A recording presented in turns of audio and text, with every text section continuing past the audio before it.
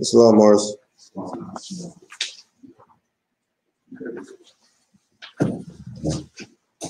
That's right.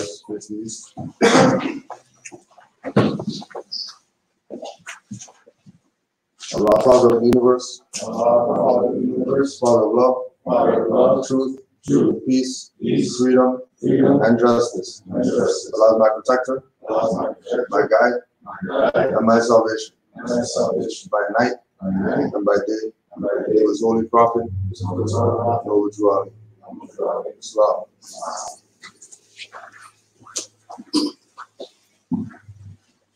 Prophet warns all Muslims, governors, ordered to read proclamation at each meeting.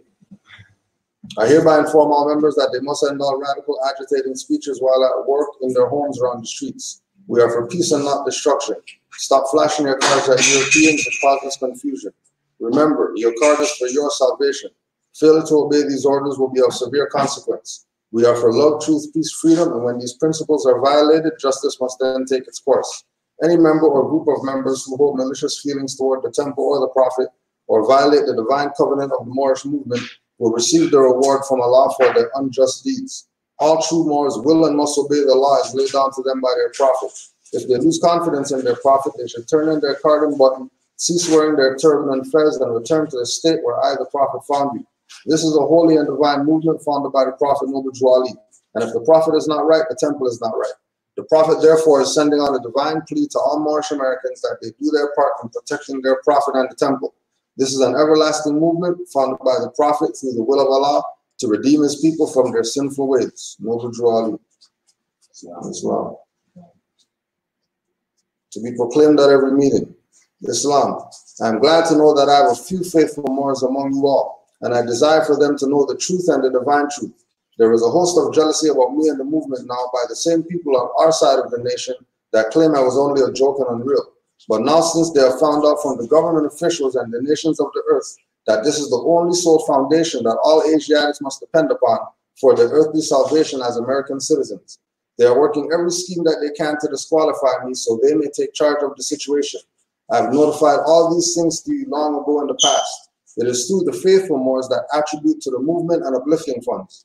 The ones that paid their divine respect to me and the movement will be remembered. That is why I am calling upon all faithful Moors to increase their faithfulness to me, your prophet, and your divine Moorish movement. I need finance and I need it badly. Never before have I needed finance so badly as I do at present, so I can shove aside the discord that is facing the nation. It all comes through jealousy because of my fame and nobility. The nations of the world will not recognize the movement without I, the prophet, being head. It has been proven by my works which I have performed in the past few years. Prophet Noble Juali.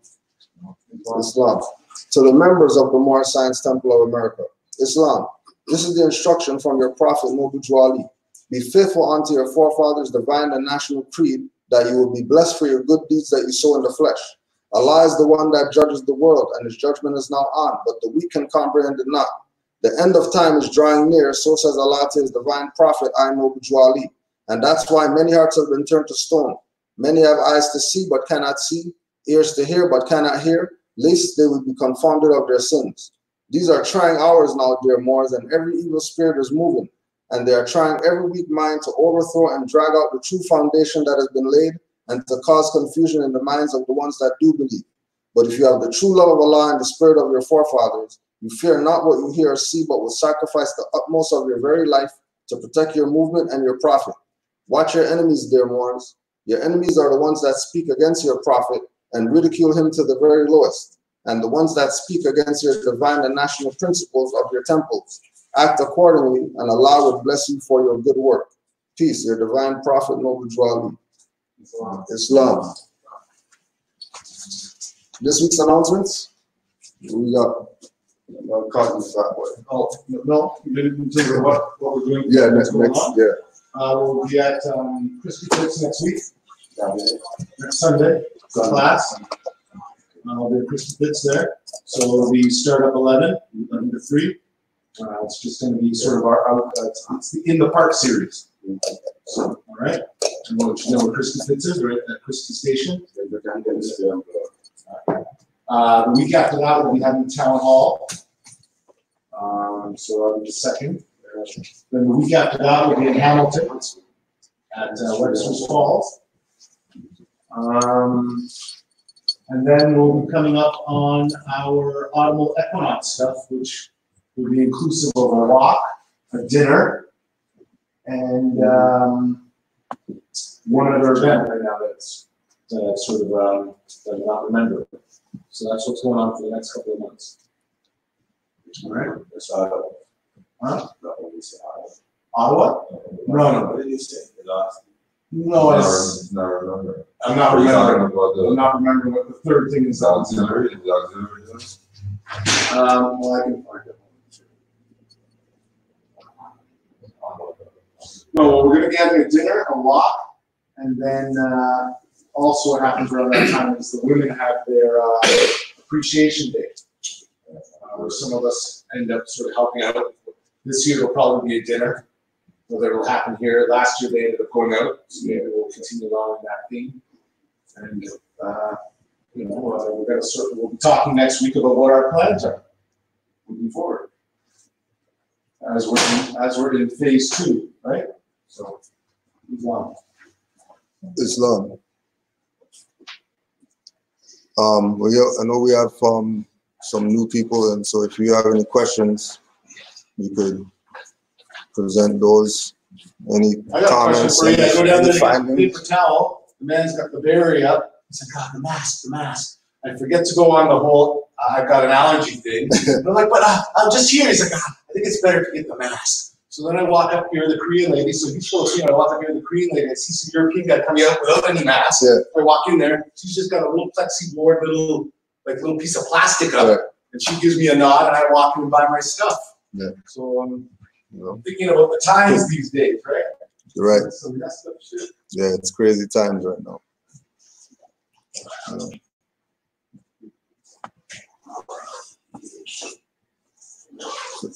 Any questions? Anything at all? There's always some.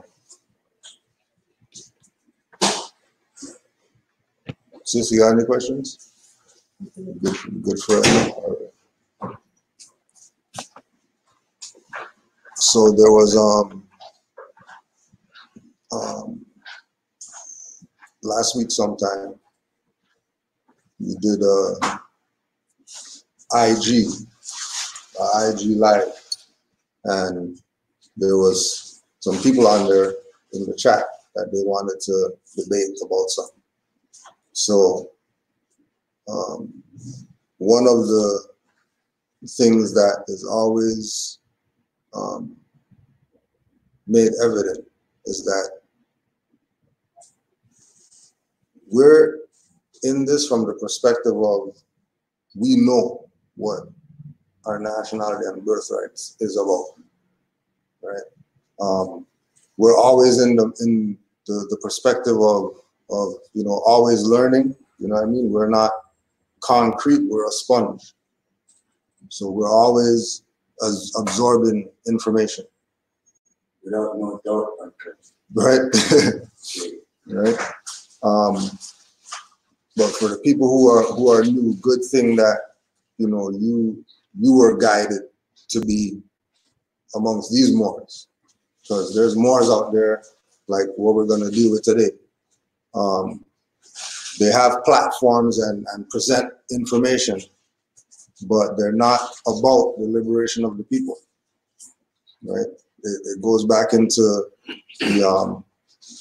all the literature of Noble Drew Ali, all the stuff that we read before every meeting that we're supposed to read, letting us know about, every week mind being tested, and there's certain people on our side who think that this is a joke, right? And we know that they think it's a joke by the way that they present this to others, right? There's a lot more.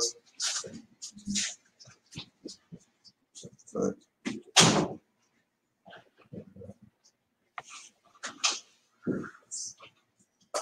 This one, looking good.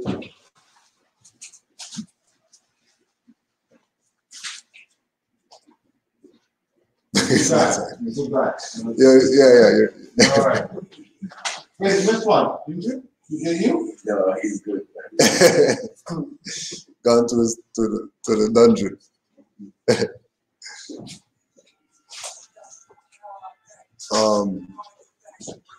So with regard to what it is that we do, we have a obligation to make sure that the people have the right perspective of this information, because the wrong perspective of this information is going to get you injured, it's going to get you broke, right? For years upon years upon years, we've been telling people rvbaypublications.com, the Moorish University, before it was how it is right now, when it was only 10 tabs. We've been telling people go there. Now it's about 20 tabs, right, over the years, because we know that those Moors have longevity in what this is, right? They've been on their knees laying down the cobblestone for the road that we're walking right now, right? Everybody that we have on our list as far as the Moor Avengers and who our master teachers are, all those people kneel down and lay down the road that we're walking on right now. So when individuals just present themselves and, you know, the average person, they think that's who they're dealing with, because that's really all they deal with. They don't really deal with Moors who are in this, roots in this. Not just we found out about that we're Moors, so now we're Moors, right? Being called to this, not it's a school of thought and you're gonna go study. Right? This is the perspective that we've garnered with this, that you are called to this. It's not some stuff you're just picking up this something when you start reading things that Noble Ali laid down and you're putting things together. You've been a Moor. You were just calling yourself something else that you shouldn't have been calling yourself because of, you know what I mean? But there's an element of this that there has to be a time when ties are severed. Right, the tools in the workshop of the mind, you know what I mean? Smoothing out the edges and things like that. Cutting off the ungainly parts that are useless, so that some progression could happen, right? Once you're, and this is acknowledgement to staying away from the confusion when it comes to this information, right? Somebody like Brother Omar, he's not in any realm of IG, Facebook, Instagram, WhatsApp, nothing, right? So certain things that we have conversations about relative to online things, there's not even a reference point for what I'm presenting that was online. Because majority of his learning comes from the actually going into the book, going to the library, you know what I mean? Not just merely somebody said something at a lecture and then you're going with it because it made you feel good when you said it. Oh my gosh, that sounded so good, and you feel the energy's going and you want to jump out the seat because somebody's a good orator. And that's all they're doing. They're not giving you anything really. So the realm of get information online with regard to Moors is a slippery slope that we would suggest go to this one place, rvbaypublication.com, and you stay there. Get a grounding of where you are, who you are, right? Get a grounding before you start we're Moors and you're going out there and doing stuff. So since people wanted to make videos and stuff like that, we're gonna analyze their video, right? because when we were doing the live, the whole thing too was that we're not gonna allow somebody to impose themselves in our whatever that we're doing, right? And we're doing something separate. Somebody sent something, and then somebody else is in chat there talking about all this different stuff, right? Now, we know as far as with the online thing that we know that there's mores out there that when you hear things about threads and chats and stuff like that, that there's mores that's gonna go in and deal with it. So not to distract everybody else there who wants to learn, because this is how they're setting it up. They have it set up that they want you caught up in the chat, not what the presentation is. That's why they have them together like that, right? So it's a constant reality that they're creating, but always remember it's virtual, because you could always go to a book reference, which is right there. You read it, right? And that idea of researching and finding things out is part of the getting out of the mental slavery, because majority of the things that we know we've been told. And Drew Ali says all he has to do is get us to think, and we'll save ourselves. Thinking means that you're using the faculties of the mind if you're thinking. It's not dormant. It's actually something that's constantly moving towards something. Right?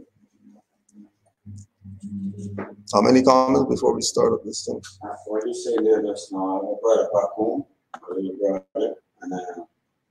he go on the line for him. He run into some of those morals people out there. And then he called me up on certain things. And then when I talk about it, I realize it's just like what you're saying now. Not because someone is saying there are morals and you got to do this. Online you see that. You got to look into it. Some things you didn't understand, you call me, and then you figure it out. Right, in other words, it's between there's some pieces. Mm-hmm. There's some pieces. Yeah. But if you don't know, then you're gonna think the whole is there. No. Exactly. No. Exactly. Yeah. So I have that experience. So I told him, see, it's good to watch them, yeah, but you gotta know. You gotta know. Yeah. And that's when you do your own research, Man knows not. No. Yes, exactly. Islam. I was also going to add that one of the things that I've been wrestling with now, is I sort of look more in the era of radio and then TV, and I started to sort of analyze the effects of these different mediums that they use to impart information, to mind control, all these things. One of the things I realized with TV is that, and because of where I've been working now, it sort of changed my perspective because I now work in the industry. But what we see on the screen, we take for law, we take for as if it is fact to a lot of the things. And I think that has been part of the sorcery that has been played on us, because we, for the most part, have accepted everything that comes through the screen. Also, there's no way to sort of deny it. So once we've gotten our mindset there, when people are passing on information, we're not questioning that information the same way you kind of do in real life. So yeah, I just wanted to add that in terms of how the modality of that screen and the presentations that we've been sort of exposed to, I think that's susceptible to then people putting out other nonsense that you wouldn't on any given day accept. That you do because there's a certain relationship that you have, but somehow because this thing is on the screen, it means something, right? Islam. Islam. Any other? Tornado warning.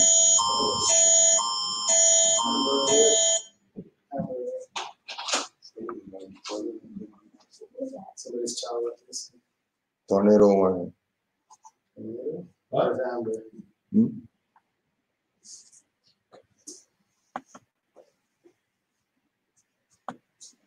Now, just with regard to what we're talking about with this with the mind, this is the psych war. LaRue Ned, the psych war. They know what they are doing. The controllers of education are well educated in the laws of the brain, mind, and human nature. They collect information in libraries and schools. They even have special libraries on law, psychology, history, or technology. Imagine a whole building 2 or 3 stories high, full of books in one subject. That's a lot of knowledge. Out of all this knowledge, a certain amount is selected for public education system. And because of the similarities in schools across the country, similar effects are being produced in Black people across the country by this knowledge. Teachers then reinforce the school system by teaching what they were taught. Who determines what our teachers and children learn?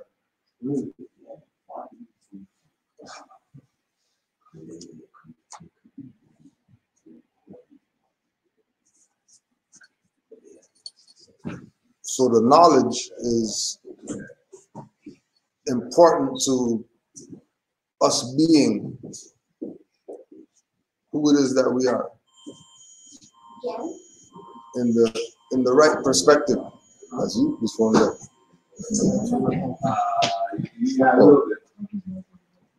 Stuff's just going wild.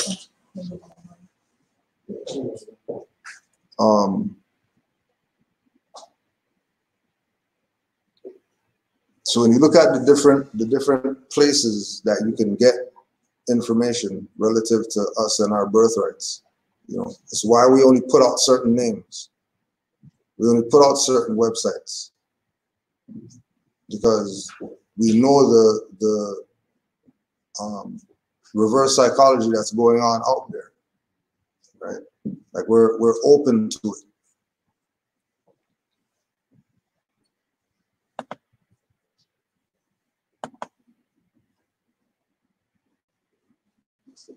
You know, so everything Cujo's saying is completely unfounded, which is why I wanted to join his live. I wanted to join his live because he needed to hear from my mouth exactly what the point I'm trying to make. And I'm trying to make the point is, yes, we have to address the Black identity.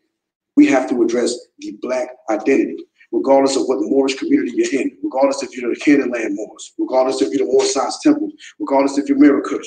You have to address that Black identity. On Noble Drew Ali's death certificate, his race was Black. According to Federal Directive 15, Black is a racial group. Now, why was Noble Drew Ali death certificate have Black on it if he, since 1913, telling people we're not Negro, Black, colored? Right? But nobody's not going to talk to Aaron Payne, the sellout lawyer, who these people hired to fill out the birth certificate instead of a Grand Sheik doing it, or a Supreme Grand Sheik doing it, or one of the members of the Supreme Grand Council or somebody filling out the death certificate.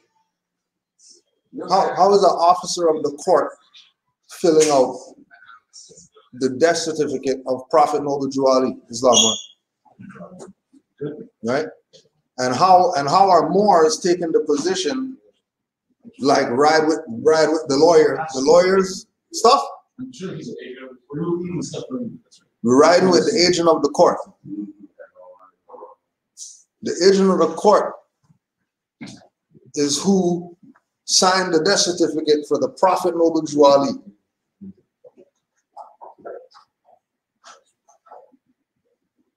Right? But when they weren't they talking about voting and all that type of stuff in the 1920s? Wasn't Noble Drew Ali telling these Moors and enforce Constitution and all that? Right. It's like today with us now. Say you're rolling or you're traveling and you get stopped by the highway, man. You have no what do you call it now? No black ID, no colored ID.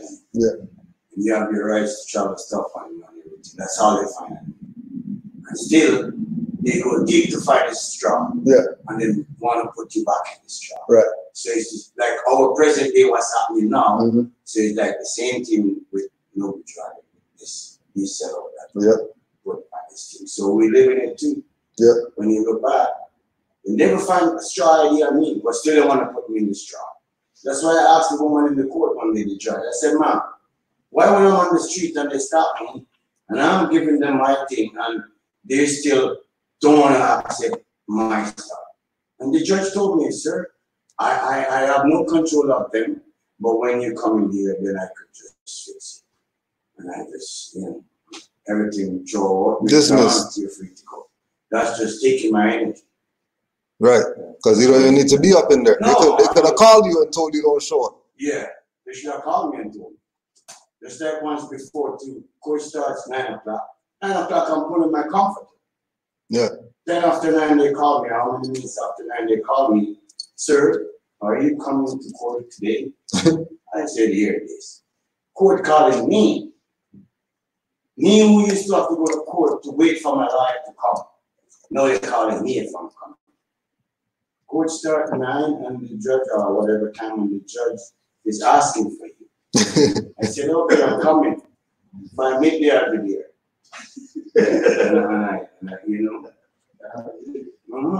They called me. Never heard that in my life. Court called me, asked me if I'm coming, sir. Yeah. It's just have to stand here, sir. Mm-hmm. Doesn't matter what. I'm who I am. Right. And that's the difference than people like this who are trying to tell you that you have to do what they're doing to stand on your square. Mm-hmm. No, you don't. Once you're not violating anybody else's rights and you're living by the principles and all that stuff and know who draws you down, then there should be no issues with anybody. And if there is an issue and you've been doing what you're supposed to do, then it's because of them why you have the issue, not yourself. Right?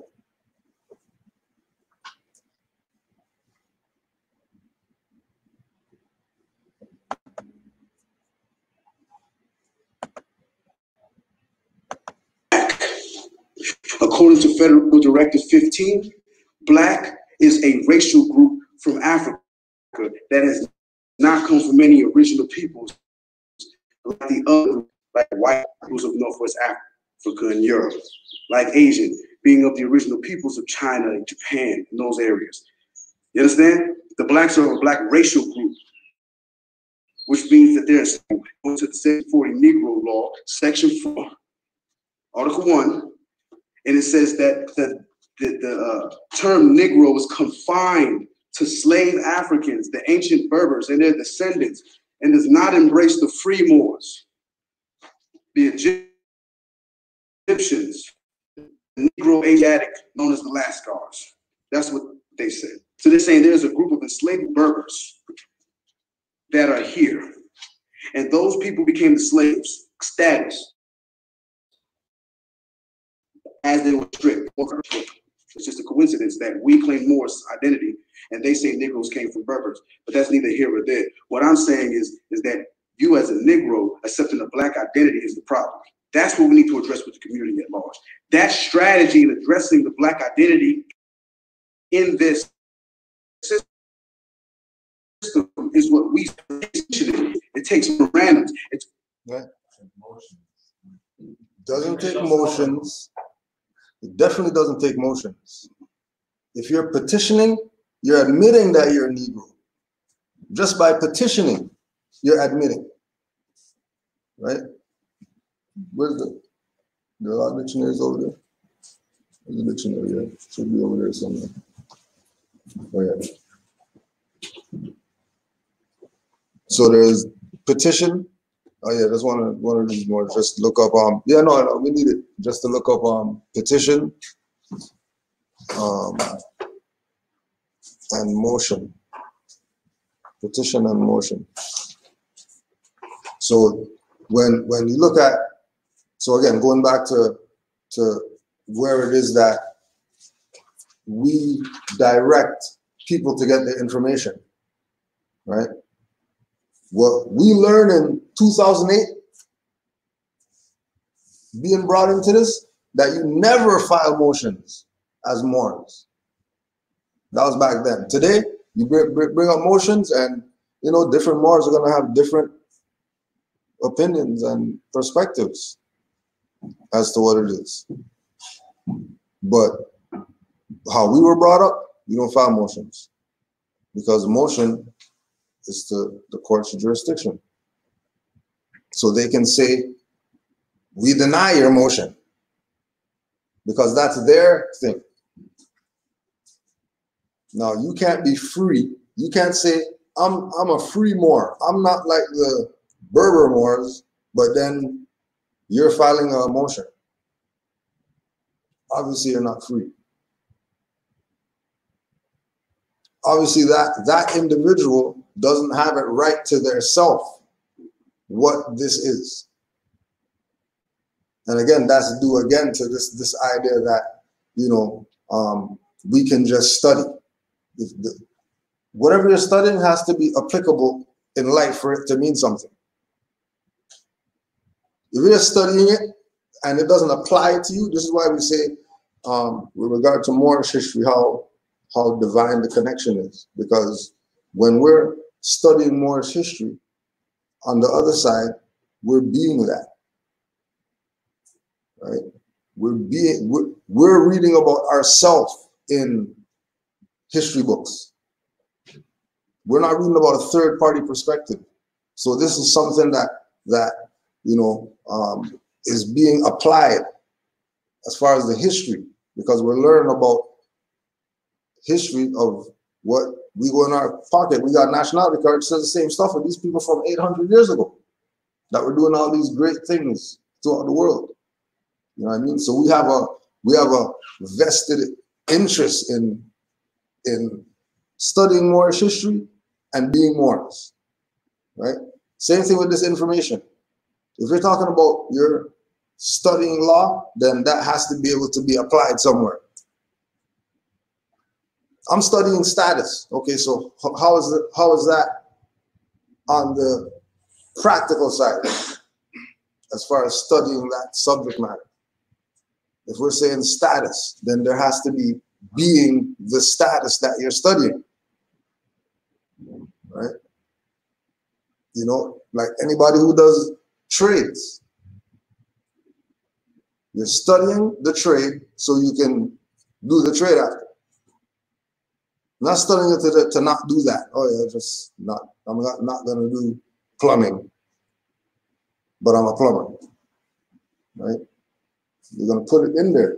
You got motion. There's a whole bunch of. There's motion, practice, special motion, motion of decree, motion for judgment. Let's start with the first motion.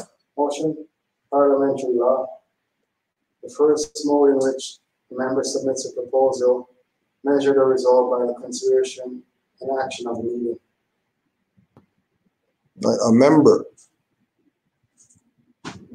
member submits. If you're going to use the Constitution and say that Article or Amendment 1320 sections says Africans can't be citizens, and there's no way that says that Aboriginal and Indigenous people are citizens of the United States or whatever, then how are you a member? And then if you're not a member, why are you filing motions? You're acknowledging it without even knowing. Right? You're acknowledging that you're a member without even knowing.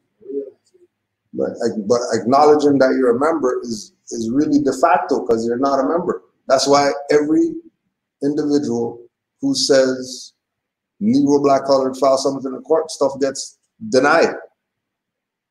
And they have to go get a lawyer for it to be done for them, because they can't do it. And then if a lawyer's doing it, you're obviously not doing it in your proper person, so you still lose, even if you win. Because all you have to do is just say court fees onto whatever you win, and then all that goes right back to them through the lawyer that you hired, thinking that that's your boy and he's gonna hook you up with something. Right. Brother Omar, you had something? I was just going to say that the filing of the motion and the acquiescing to the attorney is just proof of one's incompetence. Good. And and also indicative of one's minority status, which then puts them in a vulnerable position vis-a-vis the fact that these people know that we don't know what's going on. Yeah, but once you don't know, you're a dinner.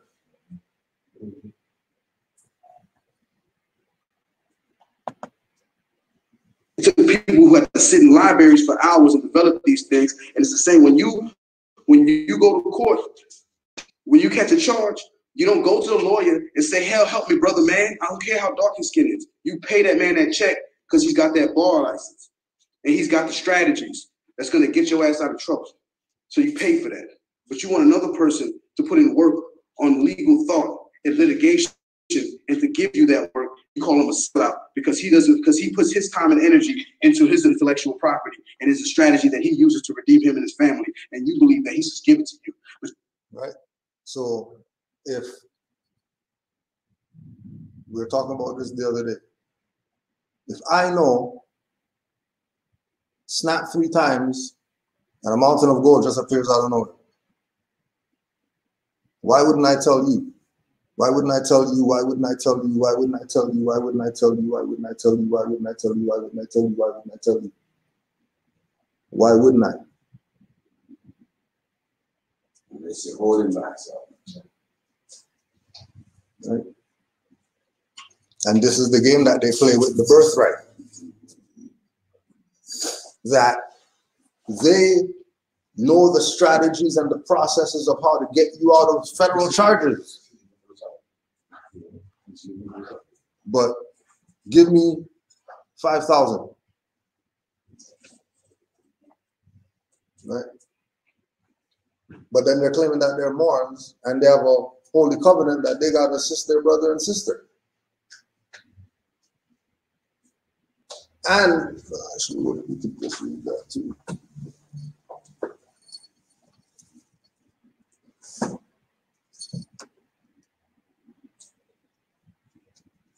Any questions or comments?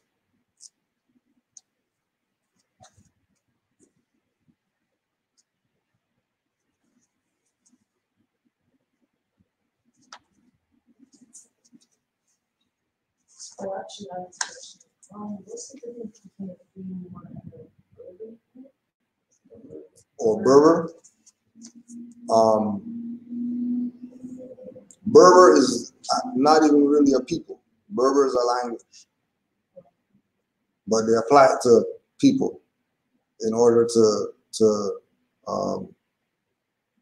give them titles or give them names that really don't really apply to them. Berbers, in actuality, are Moors, right? But to not say Moors would keep you in confusion. If they said Moors, you automatically know what they're talking about, who they're talking about, and what type of people they were, right? Another one that you hear them say is Saracen, right? Saracen.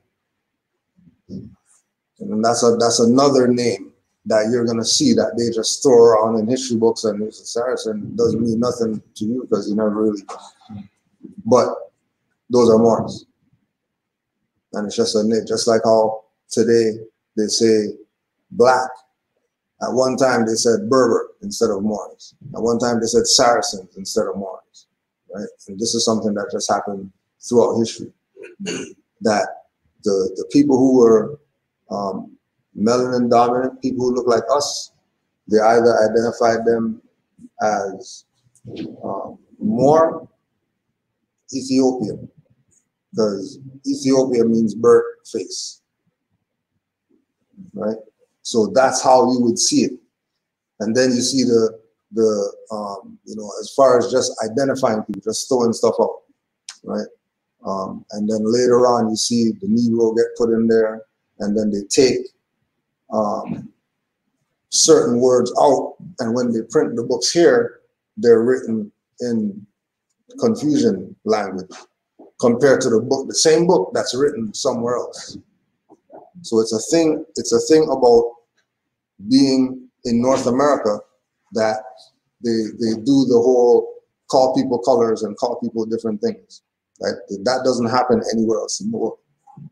Like people from other places in the world, when they come here, it's strange when they hear people are called black and people are called certain things, because they know that's not a reality where they come from. But they come here and then they accept it because we accept it. You know, if we're okay with it, then it must be all right.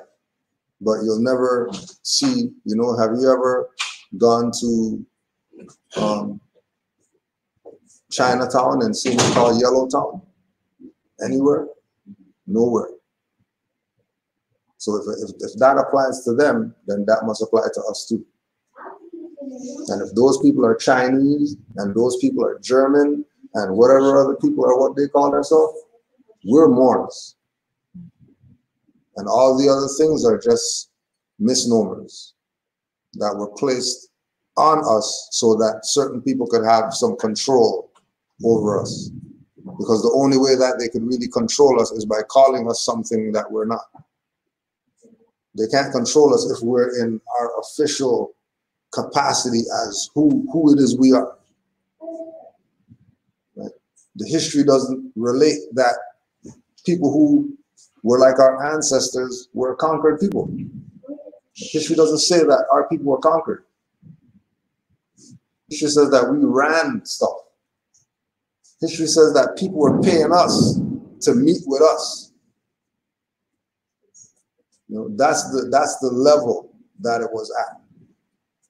People were paying us to meet with us. Right? So when the issue of who we are comes up and it's Moors that are speaking from where all these different things, you already know that they're playing games with you. Because the mindset of a conscious Moor is that we're all Moors. Don't matter if we're Egyptian, Kemetic, Nubian, whatever. Jamaican, Trinidadian, doesn't matter. We're all Moors. And if we just take a minute to look back and think deep, in other words, like we hear of a lot of prophets, never heard of overdrive. Talk about it. A lot of names they call us, but never hear they call us Moors. Never heard that. And that's a part of to hide the truth. Oh yeah, there it goes. The plants there. In plain sight, hide the truth in plain sight. Yeah. A lot of people are prophets, they never heard of an overdrive. Yeah. Never heard of it.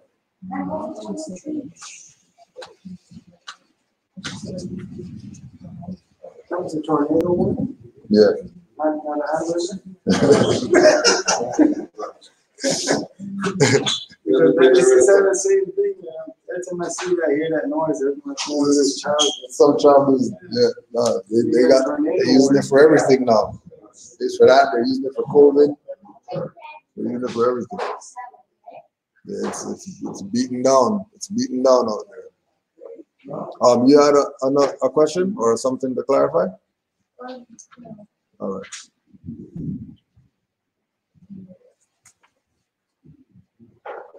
Right. So there's there's a bottom line truth with regard to this information that it's a birthright, right? It can't be traded and sold and used for malicious intent, right? If you have this, you have to be living by the principles. You have to be holding yourself to a certain standard for this to really work in the way that people want it to work, right? Like there can't be anything off like that. You have to be participating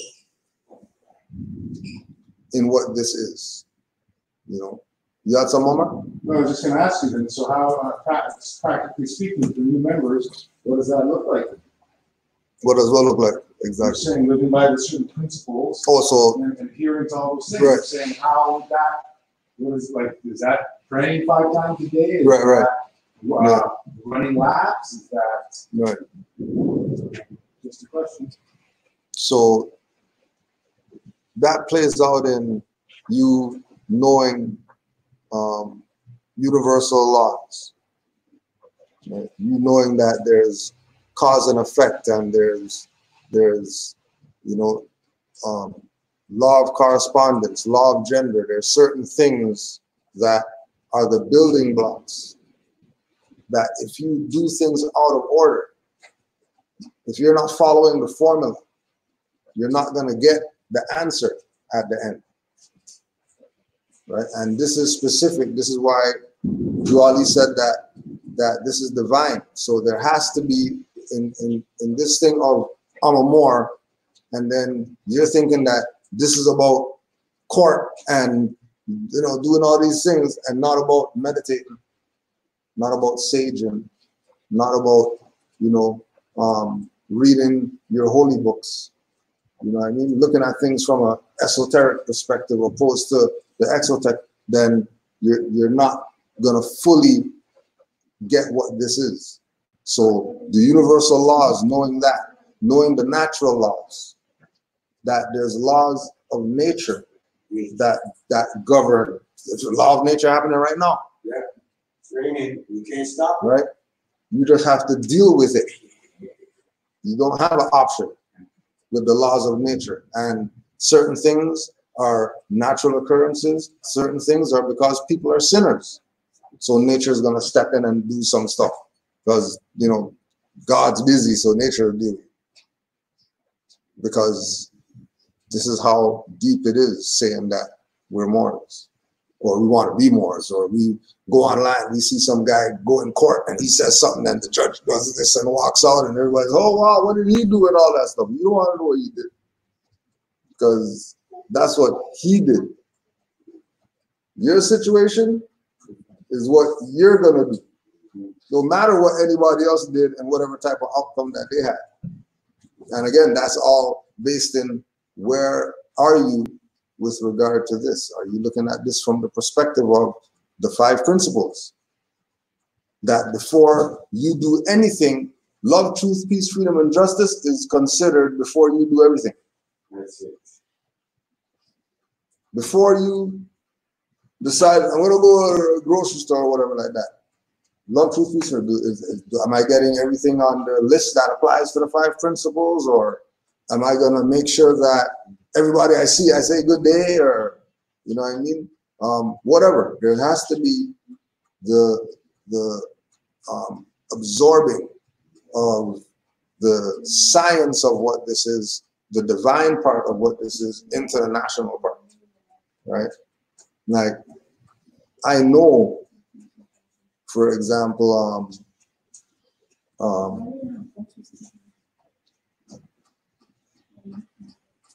I know, for example, saging the Ritz before I send the Ritz out did so. Right? Because there's an energy behind that.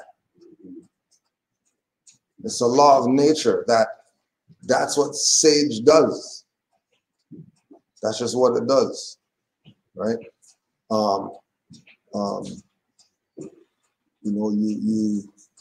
You feel yourself coming down with something. You put some apple cider vinegar in water and let your feet soak. So all the toxins could leave the body through the feet. Yes, definitely you use yourself. The self. Yourself. Yes, I've been up in the court place. I haven't served them no paper. Nothing I can get to them. It's obstructing justice. That's what they have me for. I went up in there with nothing I give them in advance. I just speak, and that was it. So it's up to you, the individual, and what you know. Because if you have it up in here, you're good. Once you have it up in your head, you're good. Because one of the main things in that place is who are you and who I am. I've been into court and I asked the judge, who are you, man? Who are you? People looking at me. Who are you? Then I asked her, what's your nationality? When she tell me, she start turning pink. I just leave it alone. Don't go no further. I'll throw up. Go to the door. Because when you know what to say, they throw them off. You throw them right off when you know what to say. Mm-hmm.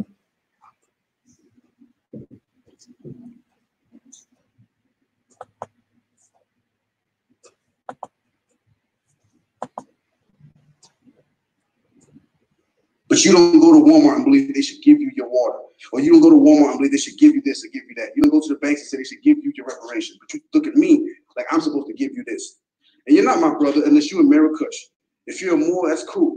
But if you read the Treaty of Peace and Friendship, there were more subject to the Moroccan jurisdiction, and there was more that weren't subject to the Moroccan jurisdiction that had provisions dealt with them. So if you can't deal with that on a real accurate level, don't come with this piss poor noble Ali doctrine where you're just working on the basis of his mythology, because there is no such thing as a Mexium in any other record, in any other group, in any other nation. You said he brought a nation, he's talking about a Mexium. There's no other group in the world that heard of this a Mexium. No. Like, what? What is he talking about? Right? But this is what it is with people who want to look at Noble Drew Ali like he isn't who he said he was. Right? Same thing like Noah was saying. How come we never heard of him? But we heard of everybody else.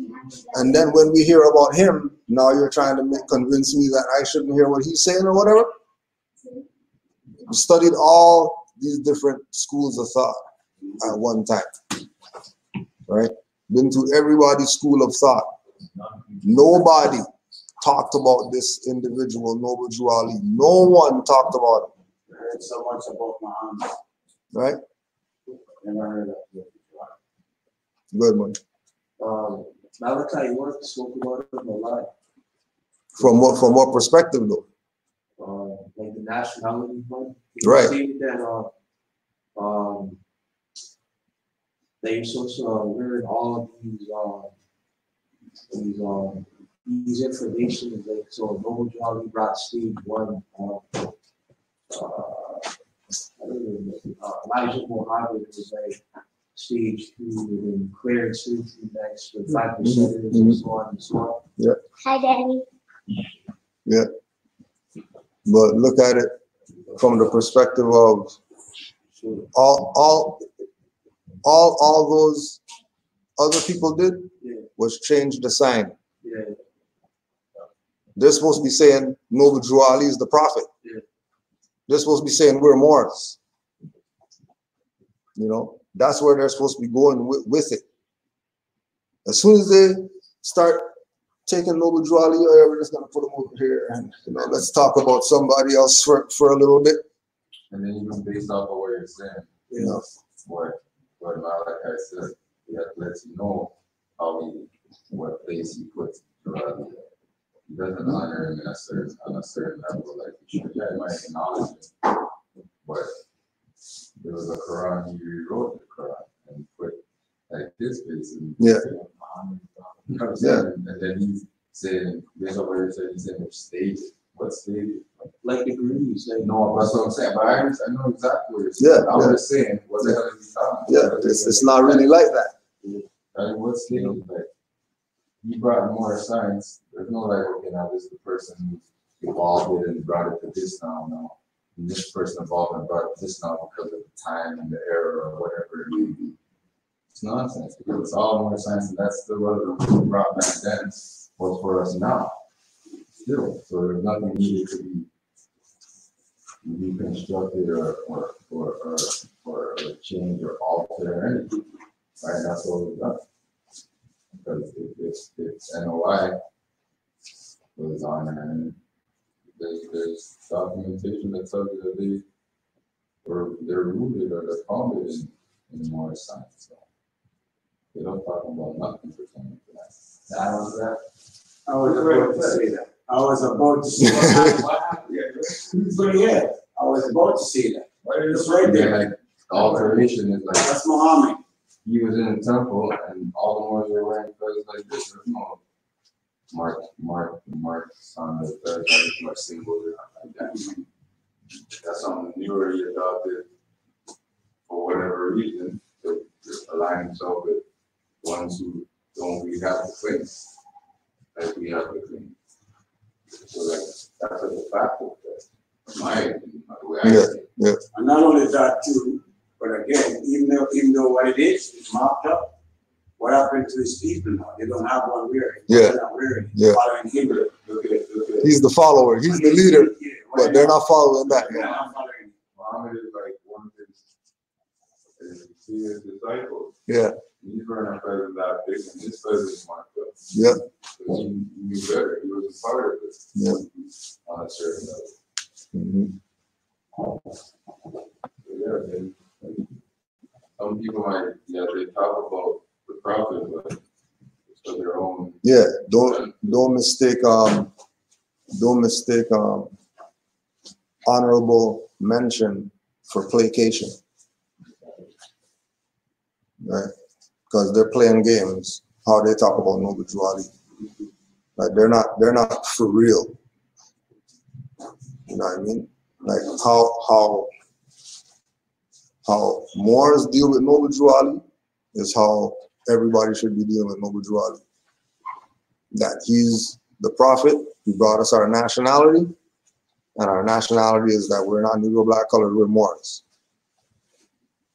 Right? Another thing is, how come there's no audio and visual of the prophet? All right. So, right? Logical question. We got Garvey stuff. If anything, I'll take something after. All right. Give thanks. Right? We got Garvey audio. They got W.E. Du Bois audio. They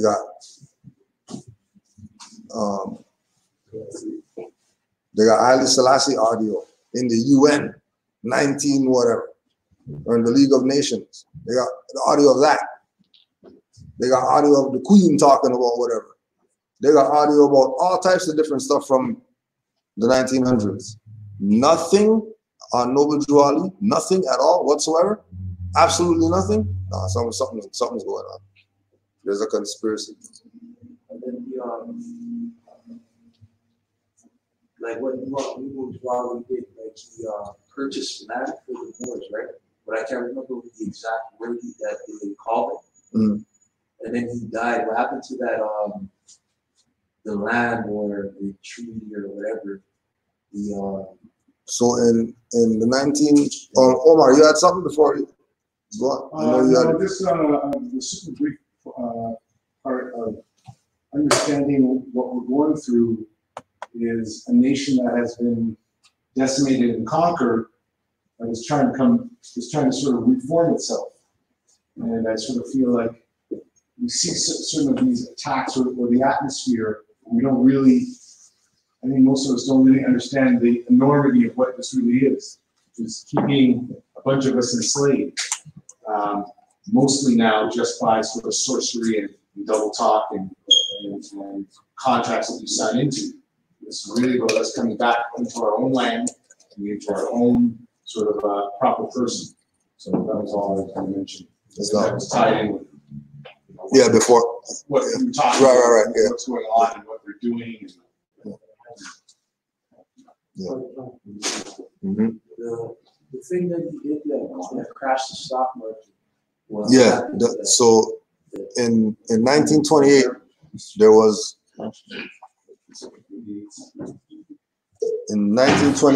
a Pan American Conference, right? And the Pan American Conference was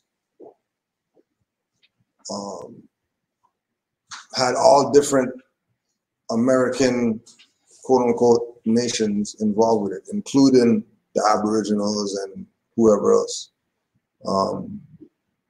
Everybody had their representation, and Noble Drew Ali went in order to represent the Moors, right? The United States had their people there, Cuba had their people, or whatever, right?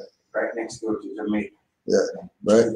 It said that when they went to the Pan American Conference and the boat got to the dock, when Noble Drew Ali was coming off the ship, all the Cuban guards did their whatever they do for whoever that comes, that's dignitary, right?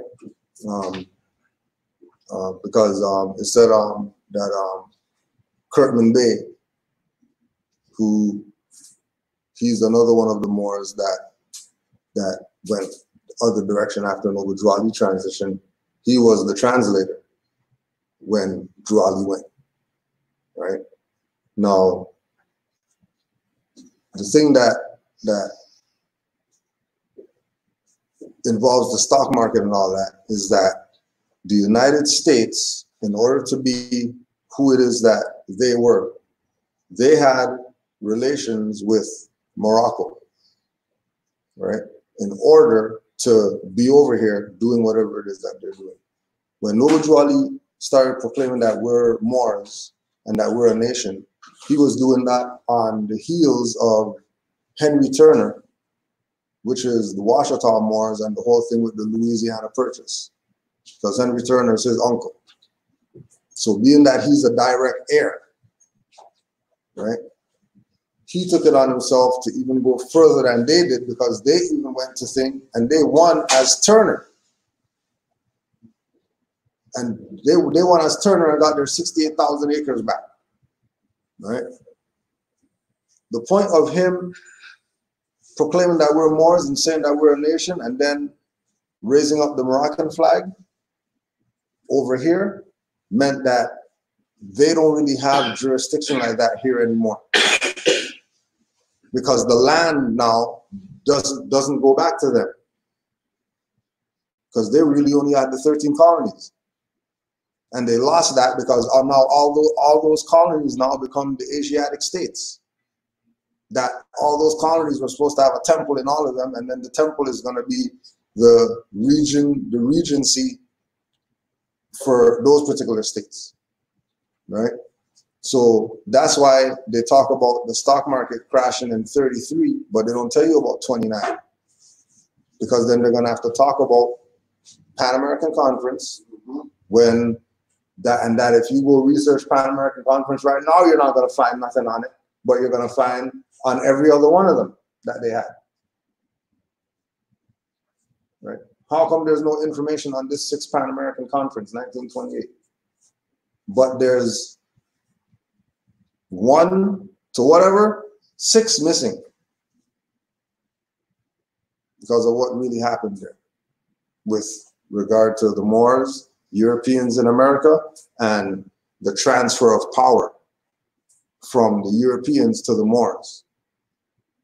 And then the Europeans were supposed to just go to the boat and go back to Europe, or be under the Moors, which is why in the oral statements it talks about this European, after Noble Drew Ali transition, this European came to visit the Prophet, and he came sometime in 1929 to the temple to visit Noble Drew Ali, to tell Noble Drew Ali about all the money he saved. Because Drew Ali was going around telling them, take your money out the bank, put it in the post office. Because there's going to be a stock market crash. I'm the Prophet, I'm letting you know. And some Europeans listened to what he said. And they saved whatever they saved. Came back to have, just tell the Prophet thanks, you know what I mean? Maybe make a donation or whatever like that. And they find out that he's dead. Europeans there crying. Because they didn't know that he died. They didn't know that he even died. And that's 1933 from 29. So like 4 years later. Yeah. So he died 29, and then they said stock market crashed 33. Yeah. But the European that came to visit him in 1929, right? This is after he transitioned. The European was going to him to ask him to tell him thanks for saving him money because the stock market crashed. It can't crash in 29 and crash in 33. Okay. That's what I'm trying to figure out. So the crash was really in 29. And that's why in the literature it said that when the wheels of industry stop, when it starts back again, it's going to be in the Asiatics' favor. Because at 29, Drew Ali and had everything already locked down. We already had Oscar De Priest in office. We already had Jesse Binger in Chicago, multi-billionaire. But you ain't put him on a tree or nothing like that. How come? Because he knew people who knew the truth about what's going on. Right? And everything was going to be in our hands. Because there's no government. Stuff crashed. So what are all the people going to do? Stop saying that they're Negro black colored. Join War Science Temple of America and start taking their place among the affairs of men and helping build their nation back.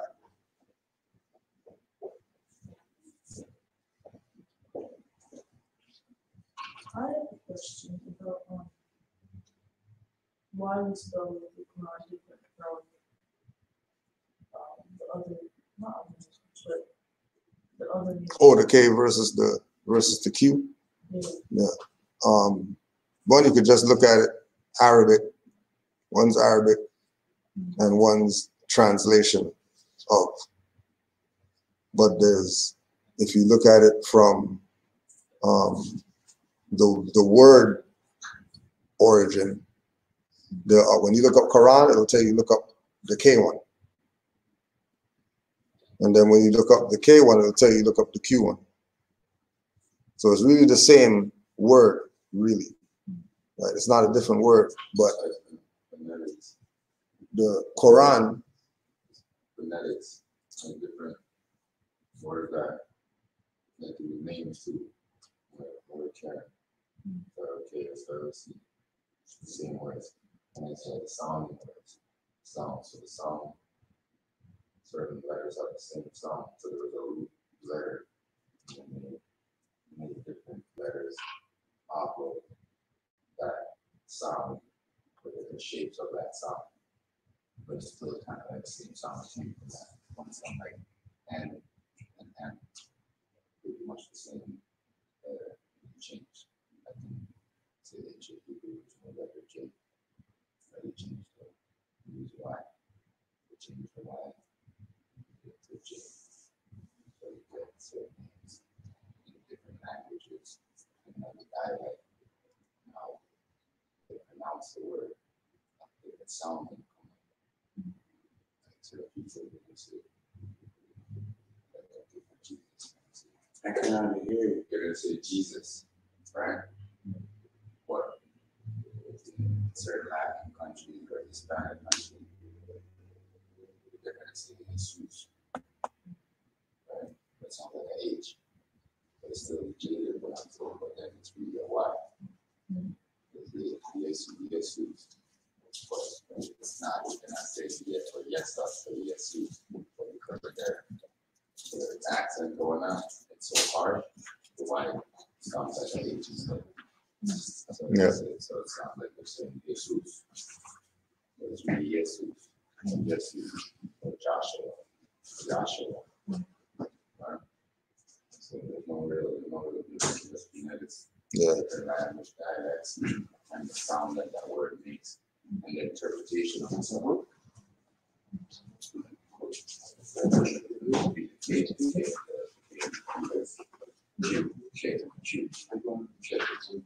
Right? That's somewhat of the same song. I don't know if that explains it. Like E and I, you know. One word that those letters will be run interchangeably, but have the same type of stuff. Okay, so by doing that, this is have the same weight, same meaning.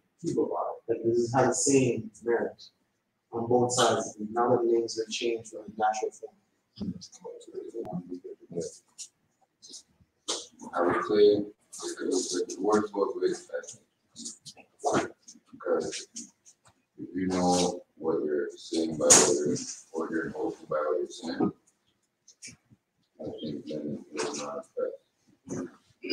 But if you have completely the wrong idea of what that thing is or what that source that's different, Jesus, for instance, you have the concept of what we were taught, of what it is, and you're uttering that name. And possibly the energy might not come with that. That's not the name. Yeah. Yeah. Especially if you don't know the background of the story. Yeah. Right? You could be saying, Jesus calmly so that it relates to people. What you know is the application of Joshua. Right? And you're working with that energy. You don't want to get other Jesus, but if you don't know it's that, there's other Jesus, and you're thinking it's a European blonde hair, blue eyed painting of somebody, then I don't think then yeah, for sure, then it doesn't hold the same.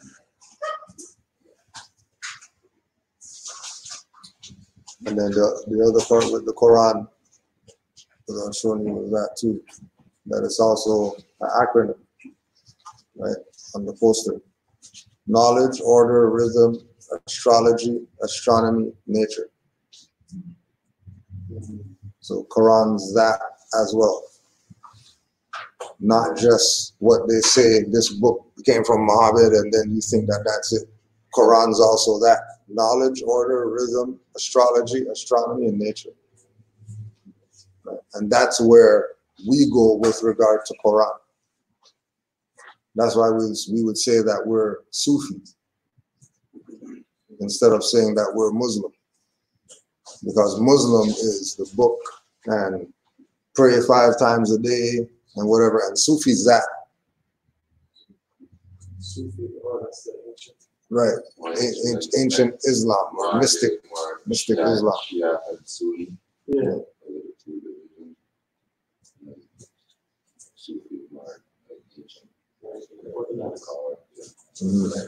So it's like when you say with like we talk about the Quran too, the same thing applies to the word Muslim and Muslim.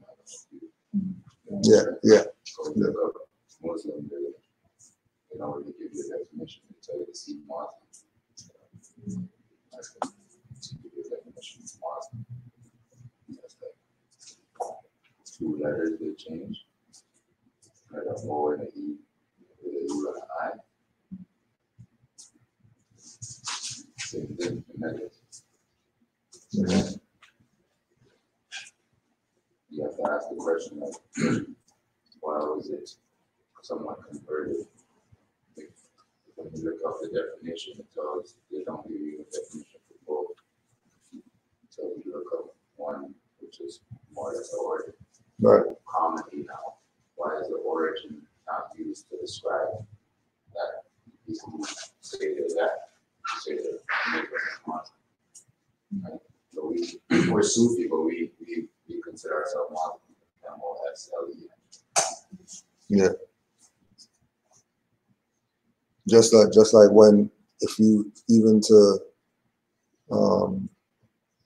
the people online who are going to try to tell people that, you know, we're not Moors and whatever, would use that, saying that, well, see, they say K-O-R-A-N instead of Q-U-R-A-N, which is the real Islam. When the Q-U-R-A-N people know that that's modern. They know that that's a new thing. That's not something that is ancient like that. Because an individual from a particular time brought that book. That's not something from ancient times. An individual brought that. Right? So Muhammad's quest was just to like the so-called Middle East to enlighten them. Just like Noble Ali's quest was to enlighten the Negroes.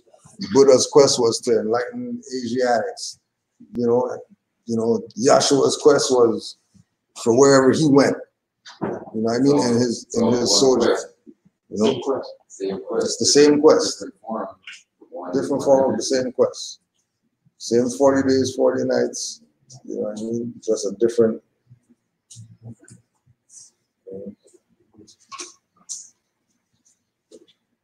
I see most of this as being the facet that we know what the knowledge is, what our issue is staying on point.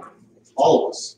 That's why they have had this multiplicity of prophets, because every nation, like they say, has suffered slavery, because every one of us has sort of fallen prey to this greed and to this sort of consumption. And really we need to stay on point, which is what you were getting at before, which is the divine part of this.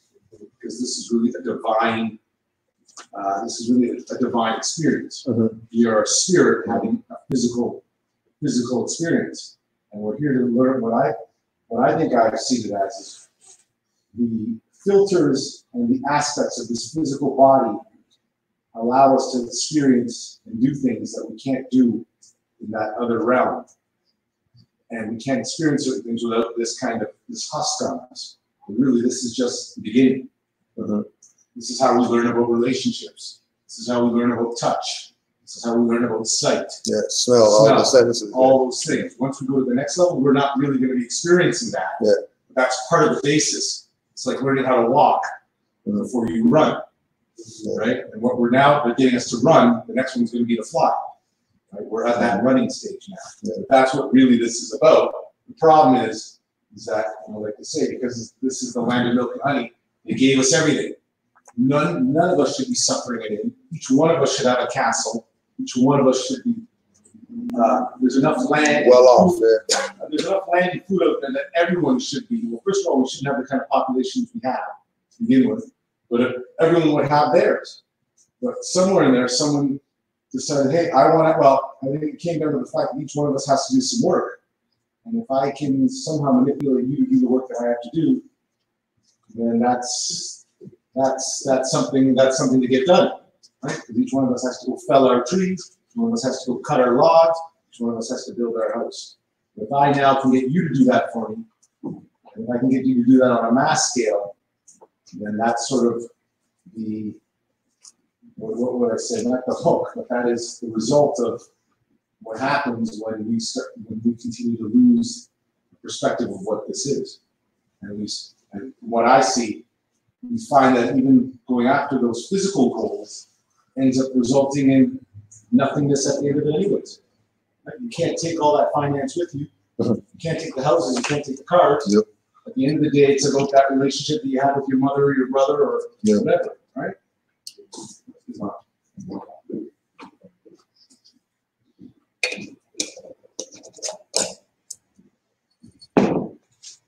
Any other questions, comments?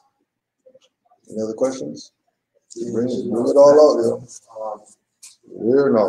The land part, like where does the land go? Did the government seize it? So when a people fall into servitude, everything they own belongs to master now. So to get back everything, all you have to do is just relinquish, give back to Caesar what was Caesar, and we'll be able to do some things. But that has to happen in mass. That can't happen 20 people. This is their land, and we have to go back home to Africa. And also our mindset can't be that. That's what I'm saying. That's the majority of our people's concept. And that's what we have to do. So once that's going on, the land is lost. But that's where I was getting at before when I was saying that that's all part of the propaganda machine. We think that because we've been indoctrinated to that. Mm-hmm. Which is part of what I was saying is the bigger part to this, which is that this is actually organized. It's not about us sort of just not knowing and stumbling on this. This is about a continued operation, a concentrated effort toward effort to make sure that you never wake up. Yeah. And anything else you can get you to be distracted of, that's what this is about. So ultimately, once you wake up, you gotta leave. Right. Or they gotta stop doing whatever they were doing, or they gotta. It's one and the same. Something. You know, something has to give. Yeah. You know. Like I was telling you, maybe this COVID is really that, right? Like Europeans gotta start going back. This stuff isn't going anywhere. Yeah. Yeah. And nothing's working. Absolutely nothing. Nothing's working. All that they're doing not making no sense. Yeah. Not making no sense.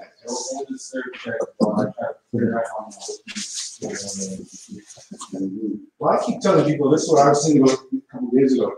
Like, you see this thing that's happened here, but then you talk to most people and you realize most people, seemingly to me, know that something's up. Yet everyone seems to be going along with it. Yet from my perspective, once you steer the bus into the wall, you can't drive that bus anymore. Yeah. So to me, this government, like, yeah, they got the bus all dented up. They got the bus all dented up, and we're still allowing them to drive shit around. Yeah. Like something's up here. And I realized, but then I thought to myself, okay, well, how is this happening? And I realized it's because their boys that they've been looking after at the beginning, which was the European compatriots that were getting all the good jobs at the beginning. Though we know that they've lost favor too now, because now it's a different thing. Now it's really about money and not having money. Those people still have to go along with this because that's the boat they sailed in on. They can't get off that boat. Yeah. They got to go down with the ship. You know what I mean? It's Ford and Tory going down. Yeah. No matter what. And Trudeau. Really? These are the guys? Same people that were messing around all through this? Like, the fact to me that this government hasn't been overthrown at this point is surprising. You know? Yeah. So because the massive no. Well, but I think also the deal is they've been scared into, well, they've been made ignorant, so they don't know that there's anything on the other side, and they're too scared to really want to make that move. And it goes back to the Brunswick Act from earlier on, like over there where they call themselves African Americans. Or could it be two people, or could it be two? That's oxymoron. They can't be two. So that's one of the strong things they have hiding in the truth from a continent and all. Yeah. I wanted to pull a chapter out of the Red Book today.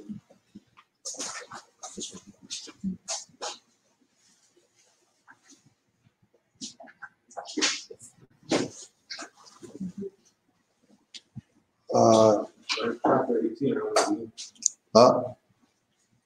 I've seen chapter 18, but there's so many of them. Yeah, I was gonna read 13. You know, sometime.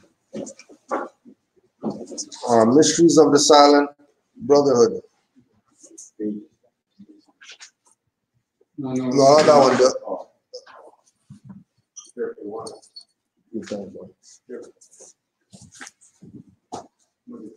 On chapter 13. Joshua, holy answer to Lamas. Now after they had dined, the guests and Joshua all were in a spacious hall in Mary's home. And Lamas said, "Pray tell us, Joshua, is this the dawn of peace? Have we come forth unto the time when man will war no more? Are you indeed the Prince of Peace that holy men have said would come?" And Joshua said, "Peace reigns today. It is the peace of death. A stagnant pool abides in peace. When waters cease to move, they soon are laden with seeds of death. Corruption dwells in every drop. The living waters always leap and skip about like lambs in spring. The nations are corrupt. They sleep with the arms of death, and they will be aroused before it is too late. In life we find antagonists at work. Allah sent me here to stir onto this depths of the waters of the sea life. Peace follows strife. I come to slay this piece of earth. The Prince of Peace must first be a prince of strife. This Laban, this heaven of truth, which I have brought to men, will stir the demons up, and nations, cities, families will be at peace with themselves. The five that have been dwelling in a home in peace will be divided not, and shall war against three, and two shall war against three. The son will stand against his sire, the mother and daughter will contend. Yea, strife will reign in every home. Then self and greed and doubt will rage into a fever heat. And then because of me, the earth will be baptized in human blood. But right is king. And when the smoke is cleared away, the nations will learn war no more. The Prince of Peace will come to reign. Behold, the signs of what I say are in the sky, but men can see them not. When men behold a cloud rise in the west, they say a shower of rain will come, and so it does. And when the wind blows from the south, they say the weather will be hot, and it is so. Lo, men can read the signs of earth and sky, but they cannot discern the signs of the holy breath. But you shall know. The storms of wrath come on. The carnal man will seek a cause to hale you in court and cast you into prison cells. And when these times shall come, let wisdom guide. Do not resent. Resentment makes more strong the wrath of evil men. There is a little less of justice and of mercy in the vilest man of earth. By taking heed to what you do, and say and trusting in the guidance of the holy breath, you may inspire this sense to grow. You thus may make the wrath of men to praise Allah. And Joshua went his way and came unto Bethsaida and taught. It's done. Any thoughts? No.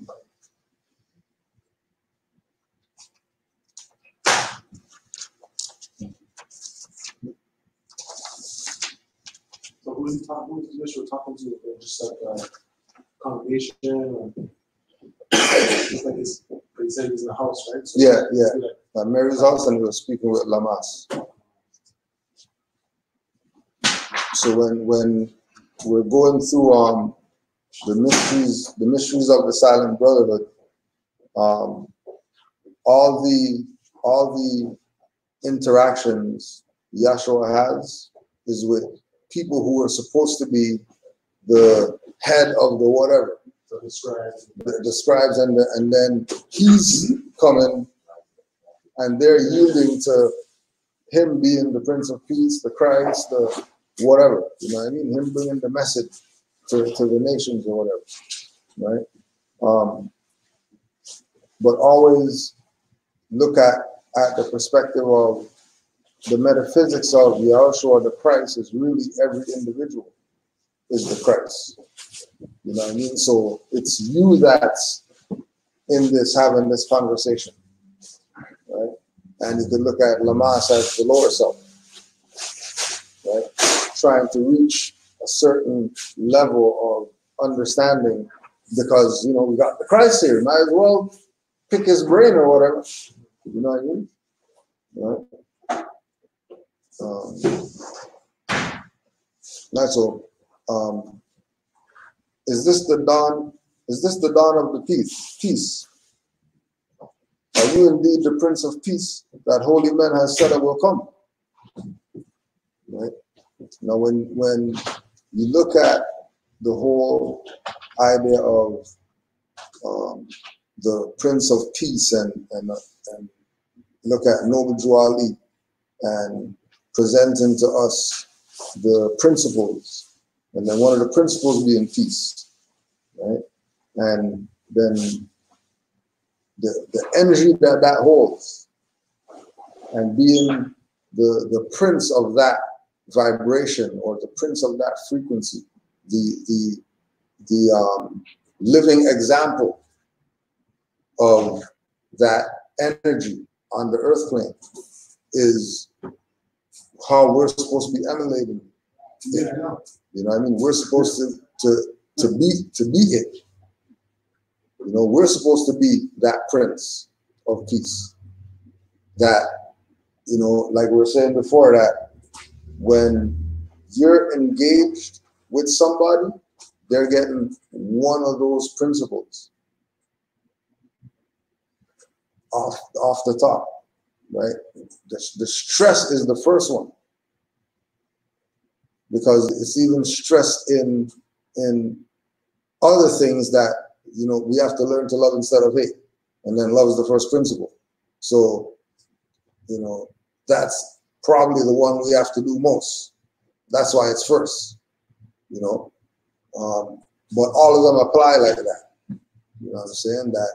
That you know, the freedom principle is going to have to be stood on. You know, that time is going to come, right? But all these things is part of, you know, once we're looking at it from the perspective of all these holy whatever is really us, and then we're supposed to take the lessons that they got and better ourselves, because we have the good and the bad that they went through to know what to do. You know what I mean? You know, if we have the bad too, then we're pretty good off if we know the negative stuff that went down on top of the good things.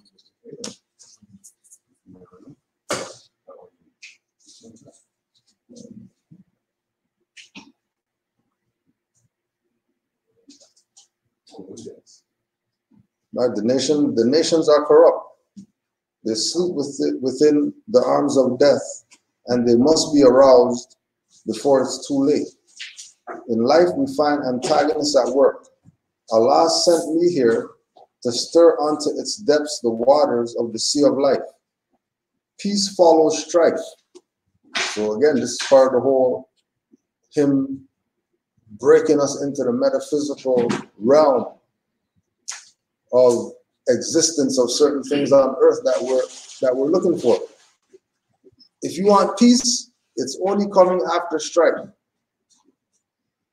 There has to be some type of battle of good and evil in order for there to be peace, right? And then that'll be self, whatever that you're dealing with. You know what I mean? Whatever it is that is stopping your balance or causing you to be off. That battle is the strife that everybody's gonna have to go through, that strife in order to reach the place of peace. Other than that, unless peace is just dropped on you, right? From the perspective of you can find it in everything. You don't need to be inspired to, you know, I mean, you could see, you know, the wind blowing the leaves, and that be peaceful. You can hear some running water, and that be peaceful, right? You know, that's being in it, that you can just, any inspiration that you want, or any of the principles, you can just pull it out of the ethers, right? And recognizing it from, well, whatever it is that we're going through, or whatever is tormenting me, or whatever, there's a finish point. There's a place where this stuff's going to end. That ending part is called peace. The finish line is the peace, because peace always follows strife. I come to slay this piece of earth. The Prince of Peace must first be the Prince of Strife. So they're looking at him like, hey, you're the Prince of Peace guy. You gotta touch my hand so I can heal and all this stuff. When he's not even there yet. He hasn't gone through the 40 days, 40 nights and all that stuff yet. He's still just novice. And they're looking at him like, oh, this guy he's the man. This is the guy that they were saying is going to come and all this stuff. And he gets there and he's not even there yet. Right? He's striving to be that.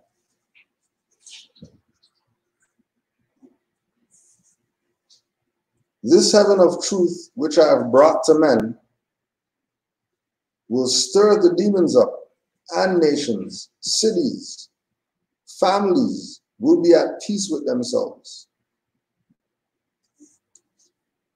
So, another one of the principles, truth, that when the truth is presented, that's supposed to have the people be at peace with themselves. Families, nations, cities, and demons will be stirred up. Because once that truth is presented, then falsehood doesn't have anything to stand on. Falsehood dissolves when truth is around, right?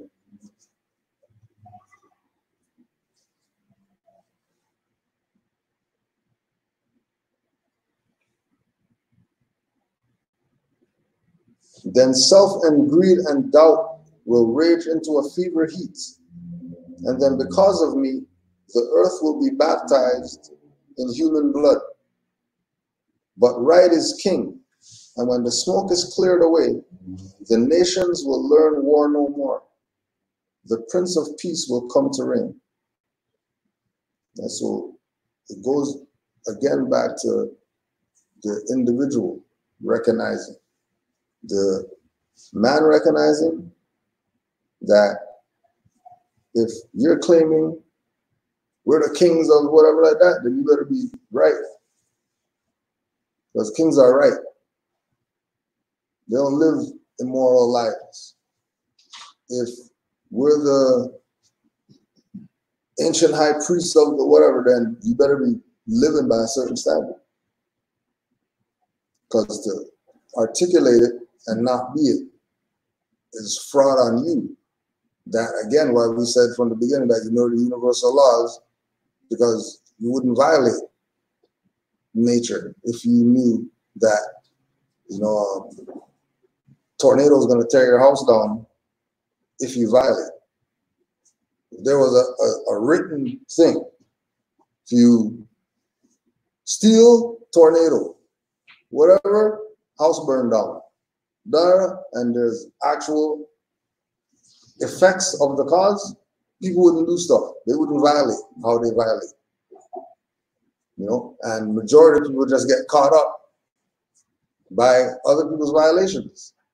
There's people who didn't do anything and tornado tore up their house. Why is their house tore up? Because they were next to this guy who, look what's going on with them. Because it's the ripple effect of the work of sinners is going to get the righteous people because they're around sinners.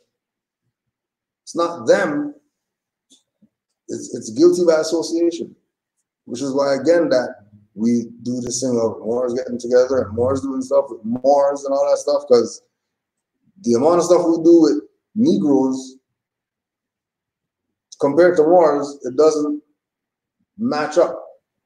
There's way more dealing with Negroes than us dealing with Moors, right? Now, all those Negroes that we're dealing with should be saying that they're Moors. So when we get together, the energy could do something, opposed to just dissipate into nothing, right? Any other comments, questions?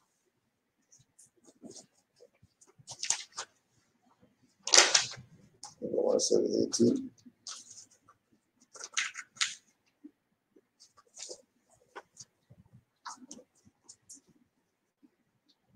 Right, chapter 18. Yeshua passes the 5th added degree, heroism. The sacred temple groves were rich in statues, monuments, and shrines, where Yeshua loved to walk and meditate. And after he had conquered self, he talked with nature in these groves for 40 days. And then the guide took chains and bound him hand and foot, and cast him into a den of hungry beasts, of unclean birds and creepy things. The den was dark as night. The wild beasts howled. Birds in fury screamed, and reptiles hissed. And Joshua said, Who is it that did bind me thus? Why did I meekly sit to be bound down with chains? I tell you, none has power to bind the human soul, of what are fetters made. And in his might he rose, and what he thought were chains were only worthless cords that parted at his touch. And then he laughed and said, the chains that bind men to the carcasses of earth are forged in a fancy shop, are made of air and welded in illusions of fire. If man will stand and use the power of will, his chains will fall like worthless rags of will, and faith are stronger than the stoutest chains that men have ever made.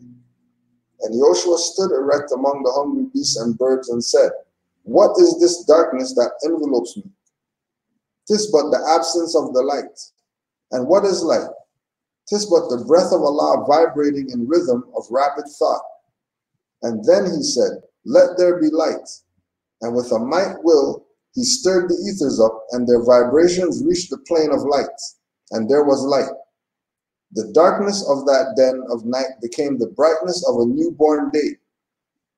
And then he looked to see the beasts and birds and creeping things. Lo, they were not.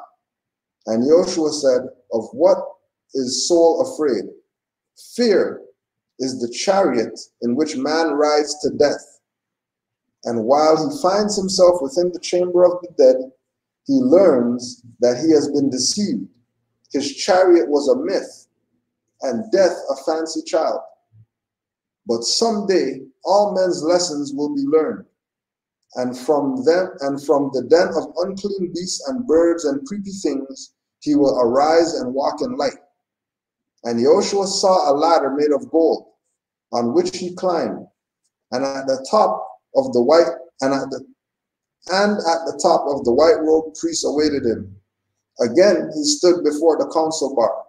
Again no word was said. Again the Hierophant reached for his hand to bless. He placed in Joshua's hand another scroll, and on this one was written heroism.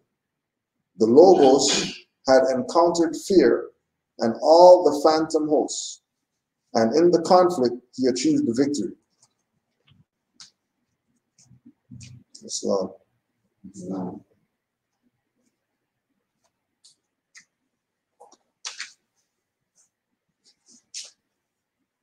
Any thoughts? Chapter 18.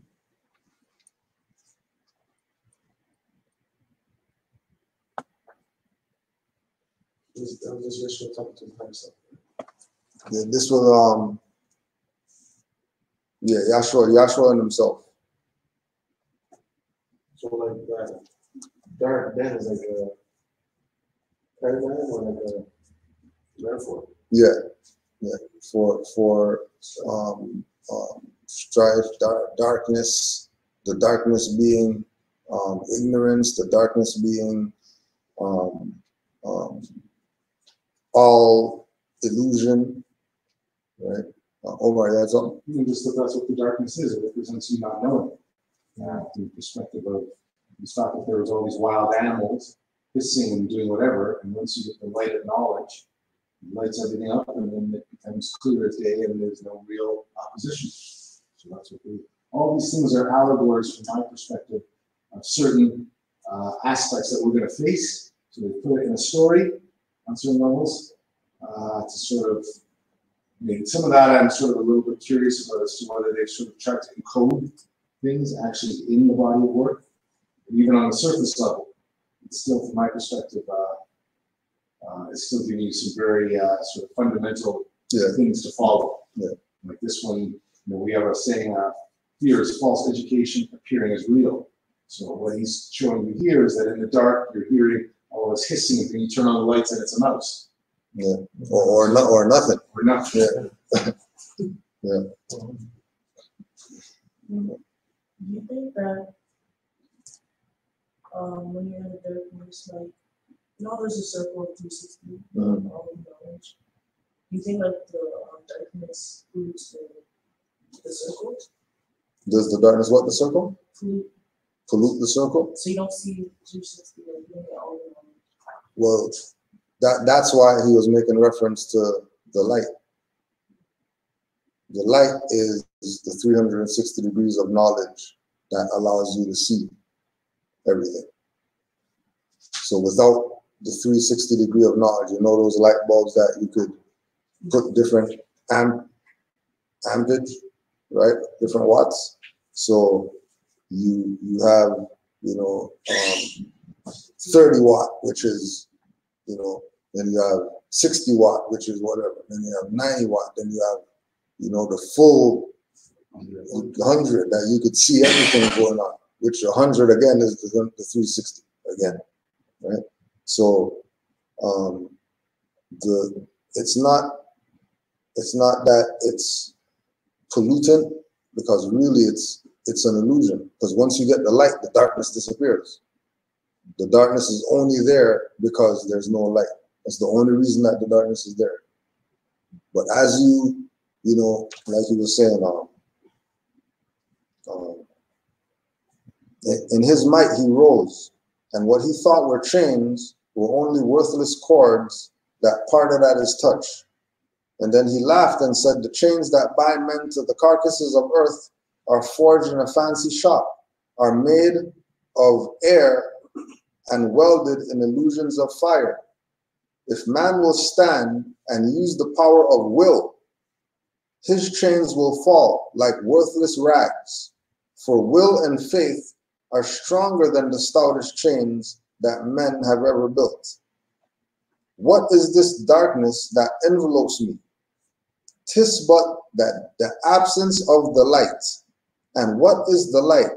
'Tis but the breath of Allah vibrating in the rhythm of rapid thought. Then he said, let there be light, and with a might will he stirred the ethers up, and their vibrations reached the plane of light, and there was light. The darkness of the den of night became the brightness of a newborn babe.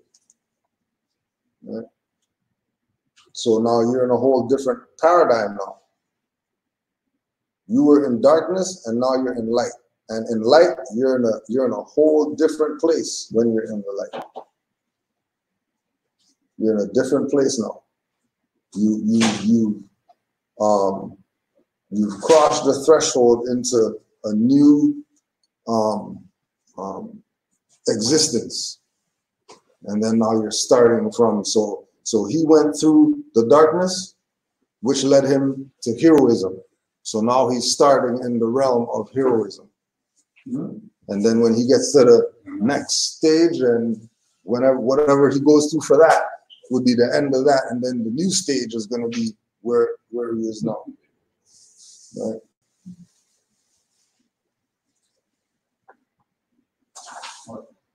Now, any other thoughts or comments? Well, just that, yeah, I mean, as I said, you were talking about this earlier, that this book to me is like this movement. It's multifaceted, because this chapter is 18, which is 2 nines. Now, when you go back to 9, which is the 2 18s, and this is why I start to wonder how coded this thing is. The very first start of this one is we just initial with the 7 sages. And then it says, Ashbina said, Assyria is the land of doubt, the chariot of my people, that in which they mostly ride is labeled doubt. When you go back to 18, you realize that at the end of 18, they're talking to you about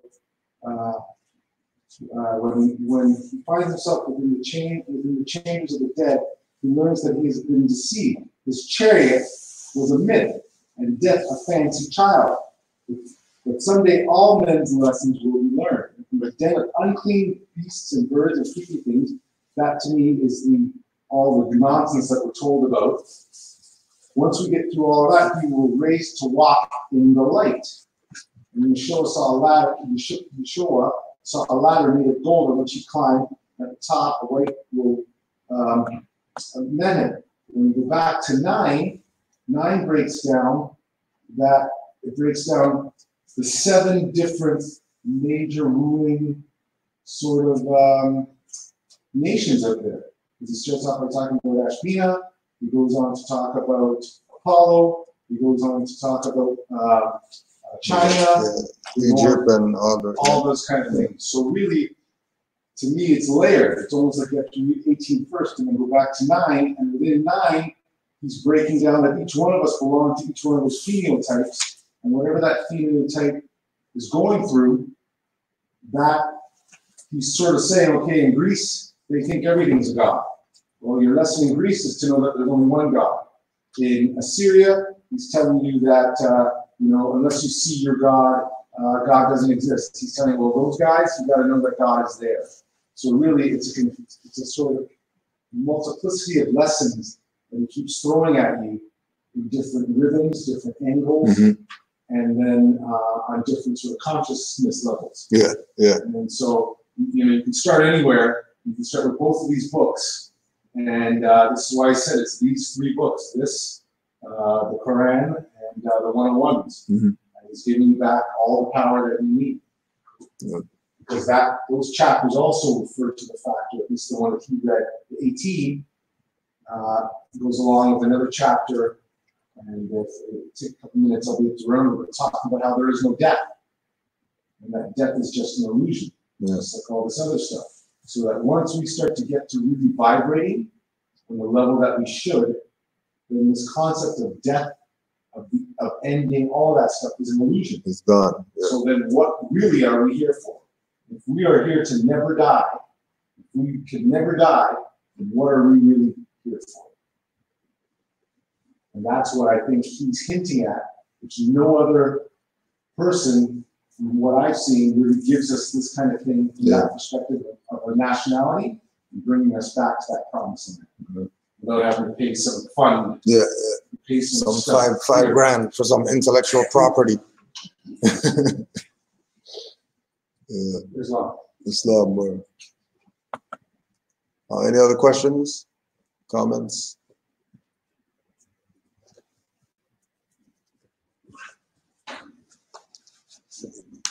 Got it now. Anything else? Straight. Yeah,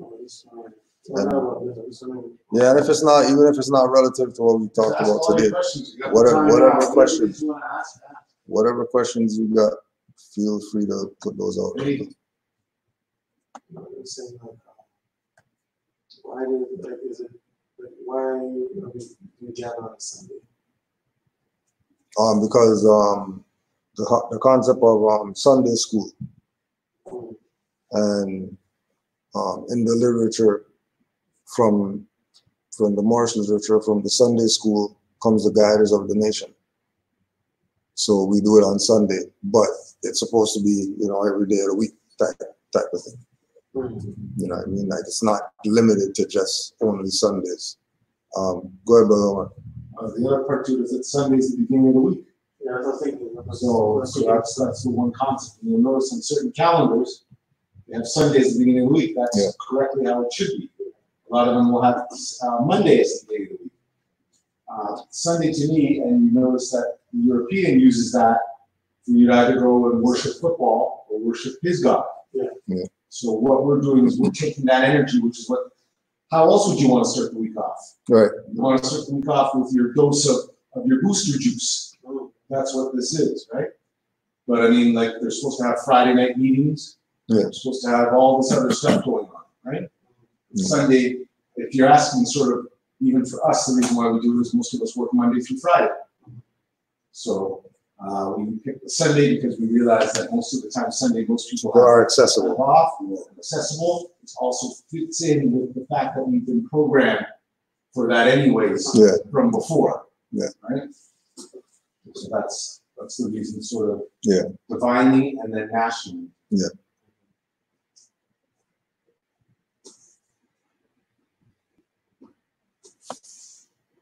Facts.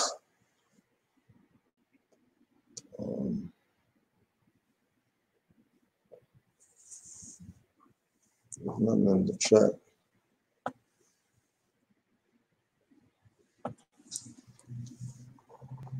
Is there anything else, sis? Any other questions? No. Good? This is your number 7. Yeah. Colorado. So, but that's something that you would do, right? So, Yeah. Well, that was for the 25-year anniversary of the Raptors. okay. Right? So they have the 5 on the left, 2 on the right for 25. But we look at it divinely. He's doing what we do. He's doing what we do. Yeah. So you call Philly too? Yeah. And in the red, right? Yeah. So he made the cut for the wall, you know.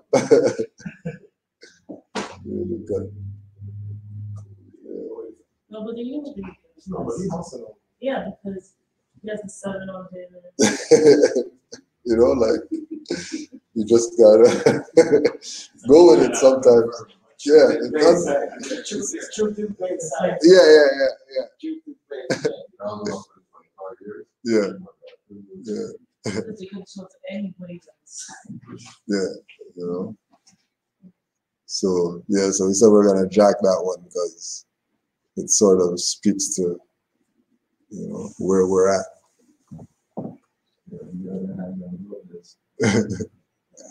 Yeah. I mean, the numbers, must be, the numbers mean something, right? You know, like from when you go to the divine part, you know, and for the national part, it's just 25 years. Guy did like this, took a picture for 25 years. Ain't no big deal. No different than the other one. They made like sculptures. Yeah. It was a promotional thing for their thing, you know what I mean? But we're not looking at it like theirs, like how they're presenting it. You know, we're creating our own reality with what that is based on the frequency where we're at. You know, very much. I would say it's not even creating our own reality. It's speaking to all of our realities. That's the deal. Mm-hmm. It's speaking to theirs because theirs is also ours. And the numbers are all ours. Yeah. 5 are the 5 principles, 2 are the higher and the lower self, 3 is the Trinity, 4 are the gates. So all those numbers have a divine energy to them.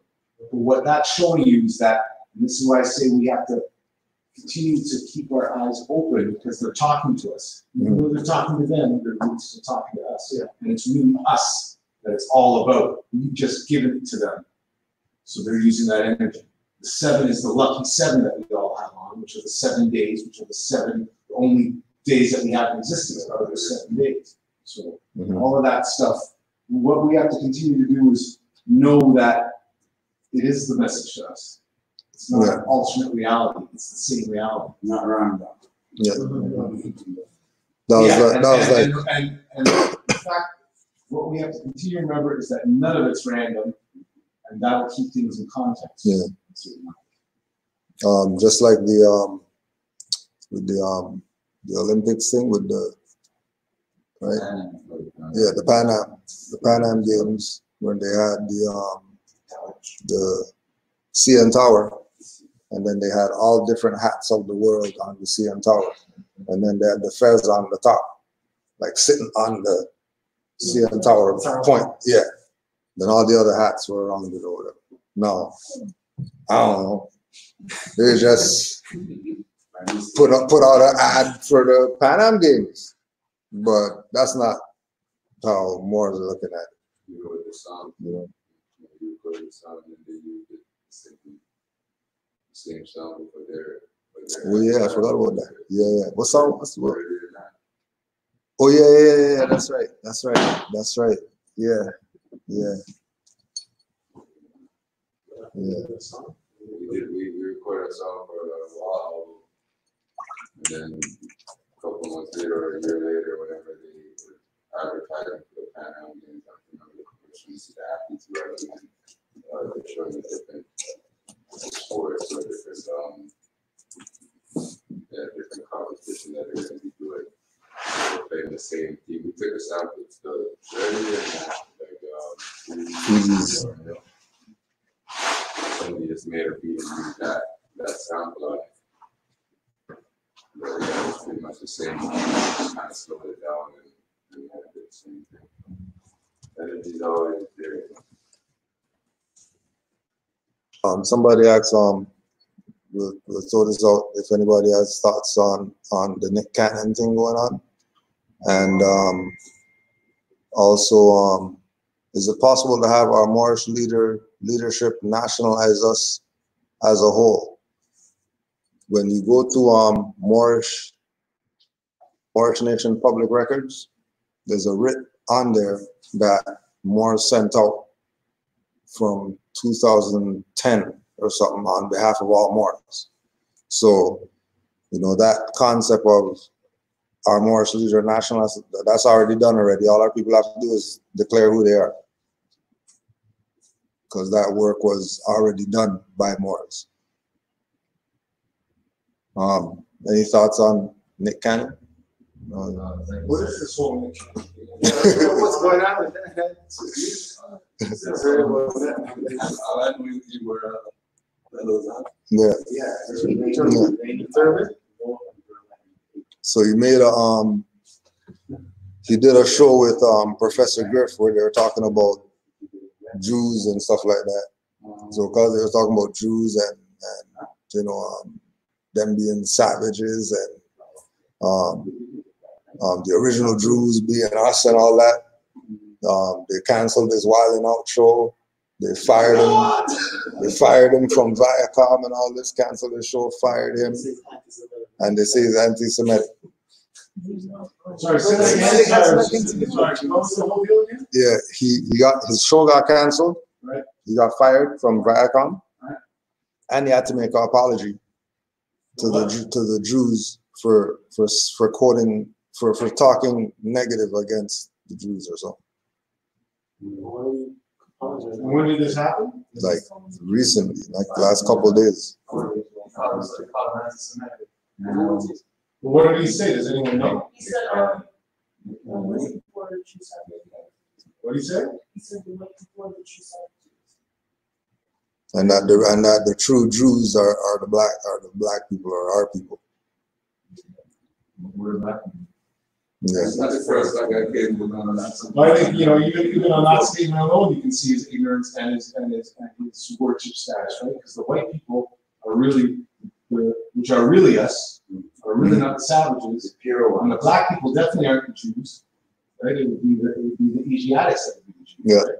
So even in that statement alone, he sort of is. Yeah, there was lots of colorable language. But is he using that because that's the term that most people know? Yeah, of course. Yeah.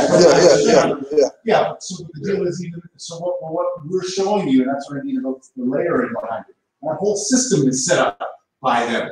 Their propaganda system. So the way you made your money was by towing the company line. What people make mistakes is they get to a point when as if somehow they're bigger than whatever, and they're not bigger than the dogs. So you say some shit, and they don't like it today, so you're gone, right? And everything he's saying is absolutely correct. So even if he's talking the truth, he's still going to be in violation of that because it's been set up on a fraud. So really, his only way of really surviving there is to continue to perpetrate the fraud. The Jews are the good ones; they're the chosen people. Blah blah blah, and everything's all right. But that's where I think on certain levels, you know, you see certain of these guys with their rants. I think that's when the spirit gets him, and he's like, "What? You know what I mean?" He comes up. Say something messed up. Did I say something? That wasn't me. No, bro. Like, no, you think that's a joke? I think that's really what's going on. When you see some of these people say those kinds of things. It wasn't even them. It wasn't even them. Yeah. Yeah, that's what I'm saying. So we laugh at that.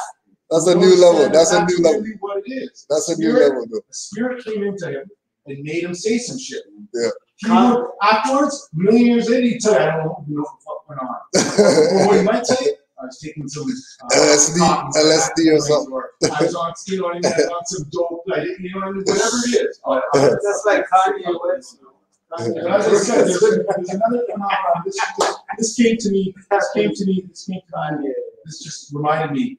I used to hang out. I grew up in very much a Europeanized neighborhood, and you know, I guess due to certain things that I experienced, I sort of was able to I hung around with them. But one of the concepts that I experienced during that was during times of them being absolutely relaxed and then being absolutely enraged, you will get how they truly feel. So there have been times when, we're playing basketball and I was beating them, and I'm like, you dirty, right? And they say the word, and then they realize that they were just enraged, and none of the filters were on there. And then other times when they were really, really, really relaxed, so they say certain things, and you just catch them, but you realize what it is that most of the time they've got, all of us, in a sense, have filters on. So, he could just be in a moment where he was absolutely, enraged about something, or absolutely chill. And you're just hearing him speak, how he truly feels. But what we realize, and that's what I meant about working in film, that everything you see on film, and that's how guys get in trouble, everything that you see on film that has been, that's not live, has been filtered. But that's where guys get in trouble when they're on some live SHIT, and they say something, they can't pull it back. And it can't be taken back.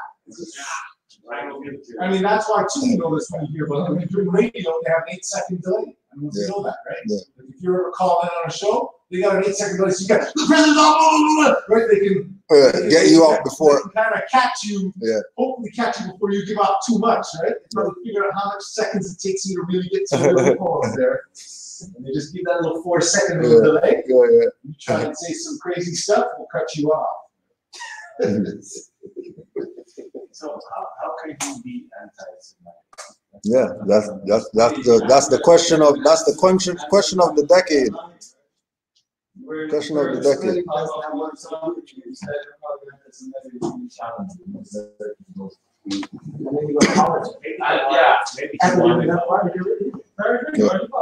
And it's on truth, so what's the problem? Yeah, I'm gonna apologize to the truth. I was just showing facts on his Instagram where he's interacting. Put all the facts there. $1 billion or half a billion, like 500 billion, I think, like billion. Is it okay?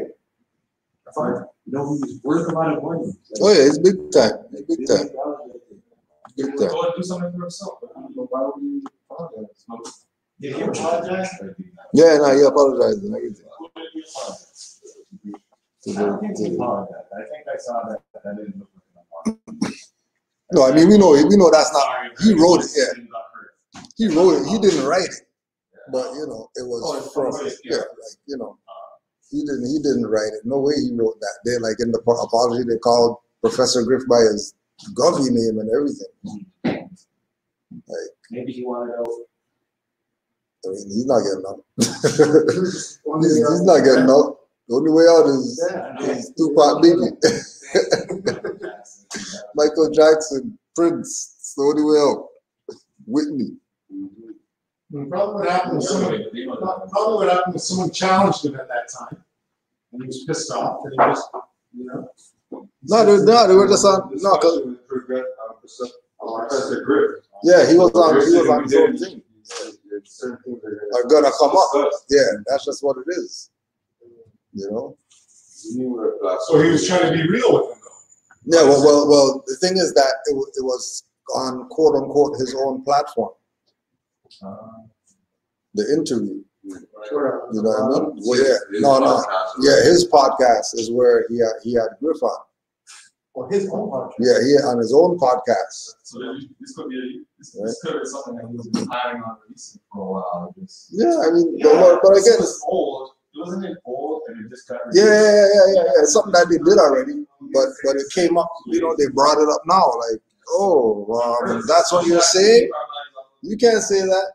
But remember, it's going along with the same thing with Deshaun and all this other stuff too. Like, it's a thing right now. One of these Moors are calling it the apology tour right now. AI came out, apologized for something that he knew Nick Cannon or something like that. So he's apologizing for knowing him and all this. D-Wade, because he knew he either knew Farrakhan or knew Nick Cannon, and he doesn't condone, talking about people negative and all this type of stuff. Bro, it's freaking the apology tour. Probably.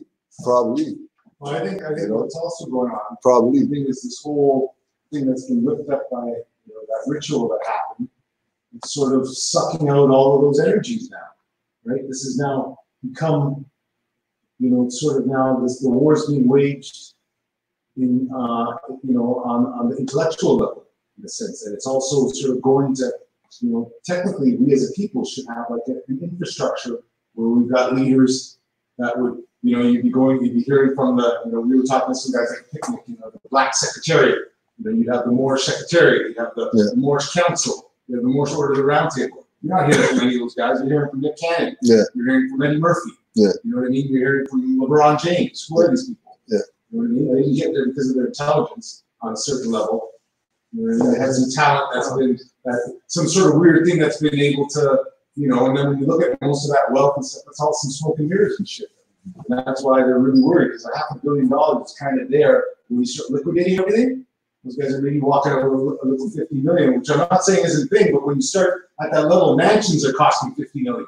Yeah. So then you're gonna have to downsize to your little condo, give up your 6 or 7 Lambos, right? Your personal jet, and then you got to figure out a way to continue to make money, right? It's really a crazy place out there with that money.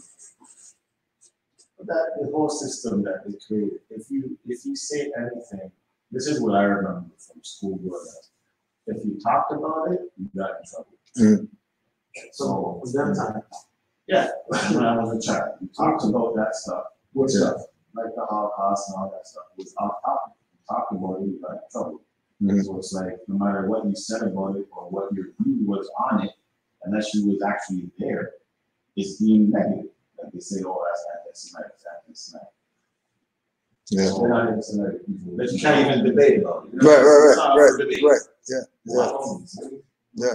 No, I'm not saying that, but why is it not up for debate? Yeah. Just you try to debate it, bring it up. It's too deep. It's too deep of a discussion. This one time at the next level. The reason why that is, and I was thinking back to this a couple of days ago about when I was taking history, and how history class only ever seemed to deal with this very short period of time, between 1800s, 1700s, and now.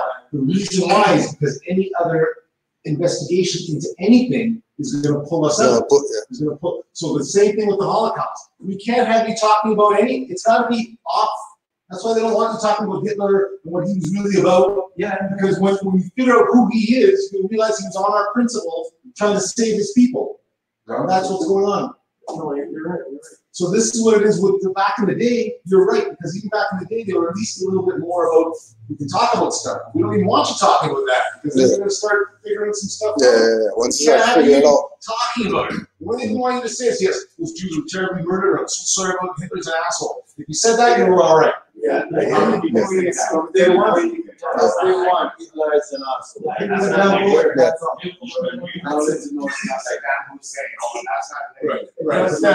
When you delve into it, you realize most of those guys were agents for the other side. So that's where you realize that this thing is not crazy. But Saddam Hussein was one of their boys. So was Bin Laden. What are you talking about? Boys. You look up the order of art. You see how many sultans and emirs are part of that. You watch it as like the old people.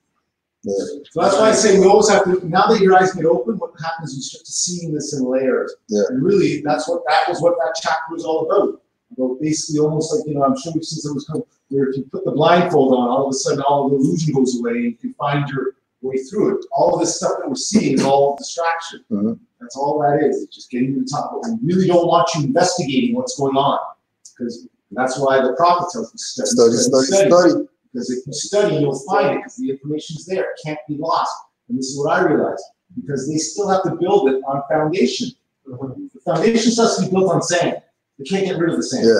See what I'm saying? In the reference point, or I meant the block. They can't get rid of that. That's what's holding everything up. We've got to convince you that it's something else you're looking at. And once you start looking at it, you realize that it's our science. If you're coming out of Egypt, it's our science. If you're coming from there, it's our science. If you're coming from outer space, it's our science.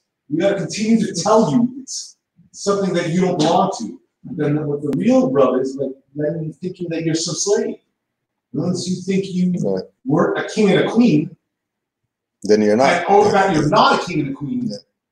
Then, and once you disconnect from the land, which is always listening to you, and waiting to help you and all that kind of stuff, then you basically sort of shut yourself off from that connection. And that's what the prophet's trying to bring back. Just start loving your brother, looking after your sister, and shit's gonna turn around. Yeah. That's how simple it is. So, you had a comment or question? So yeah. I was referring to what you were saying, like in school, like Remembrance Day. Like when we were in high school, we refused to stand up. Right. Suspended. Like Suspended. Referral or suspended. Yeah. You have to put that red poppy on the shirt. The poppy. If you don't do it, then they send you down to the office and all that stuff. It's gotten lenient. It's gotten lenient. Yeah. It's not that serious anymore. They don't. They used to though in the 80s, 90s. They used to. Yeah. Yeah. It's not a forced thing like that. At that point, because they know the truth is coming out. Yeah. So they have to leave it trick you out. I don't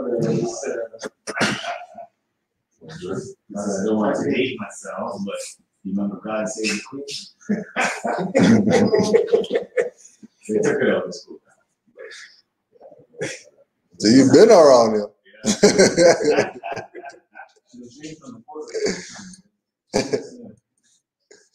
Any other questions, comments?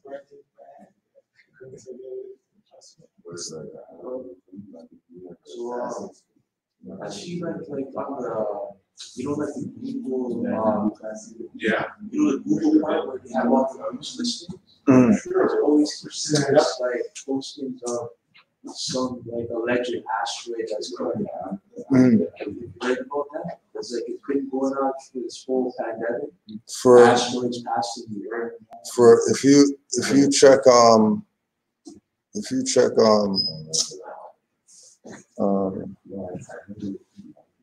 the past 15 years or whatever, how many stuff they had about asteroids about to hit here and all this stuff, asteroid passed this close and all. It's all part of the distraction. Because we don't know. You know what I mean? Like we don't know. Like let's say asteroid's gonna hit or whatever. What are you really gonna do if asteroid hits here? What are you gonna do? You got some, you think bunkers saving you or whatever? Depending where you're at, depending on the size of the asteroid, then they're always talking some bigger than Earth thing is gonna hit here. Whether Earth's flat, square, sphere, or whatever, asteroid hit this thing, we're gonna be in problems. You know what I mean? Now, you know, could it be a thing of like the time coming? You know what I mean? Because we have the past to show that that happened. It ain't like it can't happen. You know what I mean? We're just sitting in the middle of whatever and flying rocks are out there. It could happen. You know what I mean? But the fact that it hasn't like that, you know, it's the same thing with when they talk about UFOs or whatever. Yeah. It's the same thing. Talk about some stuff because you know it's stimulating to the minds of the people, and it's probably going to get them off the track where they are focusing on that for a little bit. So what about the chemtrails? Because when you wear polarized glasses, you can see how they're gridding the sky like it's like an artificial dome. Yeah, when we went to school, there was chemtrails. Oh, yeah. Chemtrails, not they just started doing that yesterday. Like we was like, oh wow, that was amazing. Yeah, how could they do that? 2 hours later, it's still there. It's a thing now. Remember the It's a regular thing. Yeah. You know what I mean? There's a thing on there's a video on YouTube when they made the cloud. They made the cloud out of the machine. Then it went up and it rained and everything. Yeah, so Dr. Gilbert stated not to let the rain water touch your hair or skin. Yeah, that's they were saying that forever. Yes. You know what I mean? When this, when we were in high school, it was acid rain or whatever. Oh, don't let that rain touch you. It's gonna burn through your skin. Don't let that. Shit, some people are rainwater they drink. Yeah. Some people they drink rainwater. Yeah. Here? Yeah. That's what I did. Yeah, like, that's all you know. Rainwater. Big tank full of rainwater. But they're not doing the chemtrails in the Caribbean. It's not that. That's worldwide. They do that everywhere. When I was there, I never seen Nah, you know, remember that they also have nighttime there. Yeah. You know, when they're more likely do it in those places, so they could blanket a bigger area doing it at night. Because in daytime, you got to see the 7 planes out there to say, oh, why are 7 planes just fly with this white stuff behind it? Why are they just doing that? That's not a plane that people are on. That's not a plane that somebody's personal, just go up there, fly. Those guys are doing a job, you know. But then the other part of it that, you know, we always have to go back to is, so what type of air are the people who are spraying that breathing? So, what is the purpose of it? No, that's what I'm saying. What's the purpose of them doing that if they breathe this air too? What's really what's you know what I mean? Like, if it's that bad, how could you live with yourself? You know, I think if chemtrails is that bad, and you breathe this air too, you know, something's wrong. You know what I mean? It might not be that. It might be, you know, like they say, it's not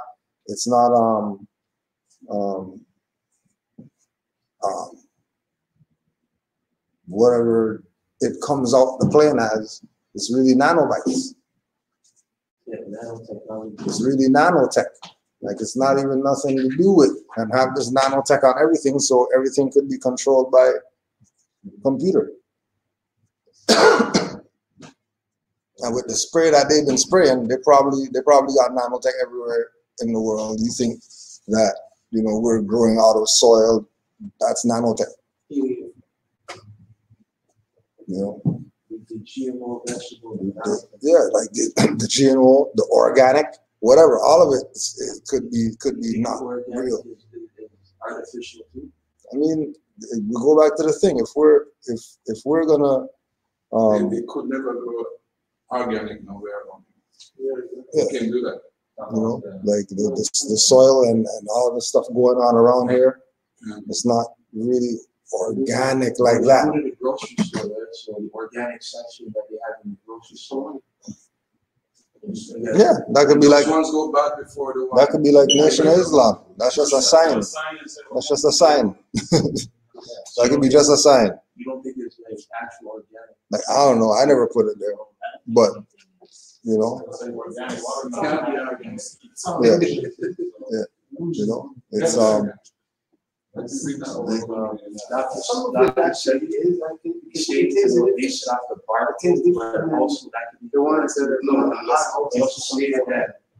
have to know whether fruits and vegetables look like prior to the buying. Sometimes when I go to the grocery store, you buy an apple, it's like a big apple, and it's organic. Sometimes I feel like they don't have it, they just put organic. Yeah, probably. It could be that. You know what I mean? It could be that, but we're really not gonna know on that level. Not really gonna know. Islam Morris. Yes. Call Cuba. Call the other Cuba. I know he's game. I know they made it kind of like, not today. I'm resting. Send the replacement.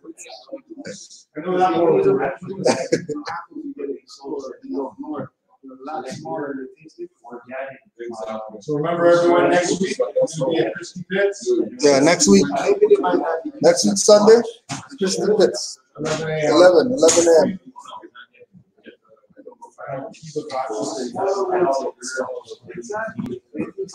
Where is Sikiwa? And Kiwa? Sikiwa says he's not doing it. Ready?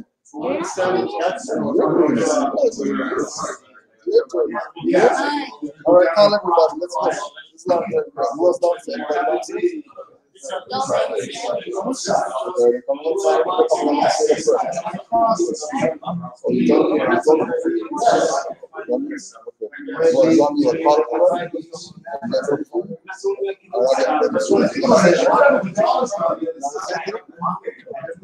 Islam Wars, let's close up.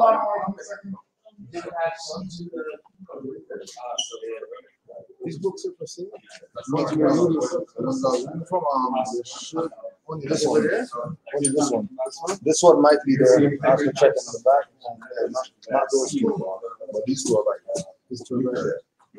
Right here? Yeah, we're just gonna close off with Islam Wars, 5 on the left, 2 on the right.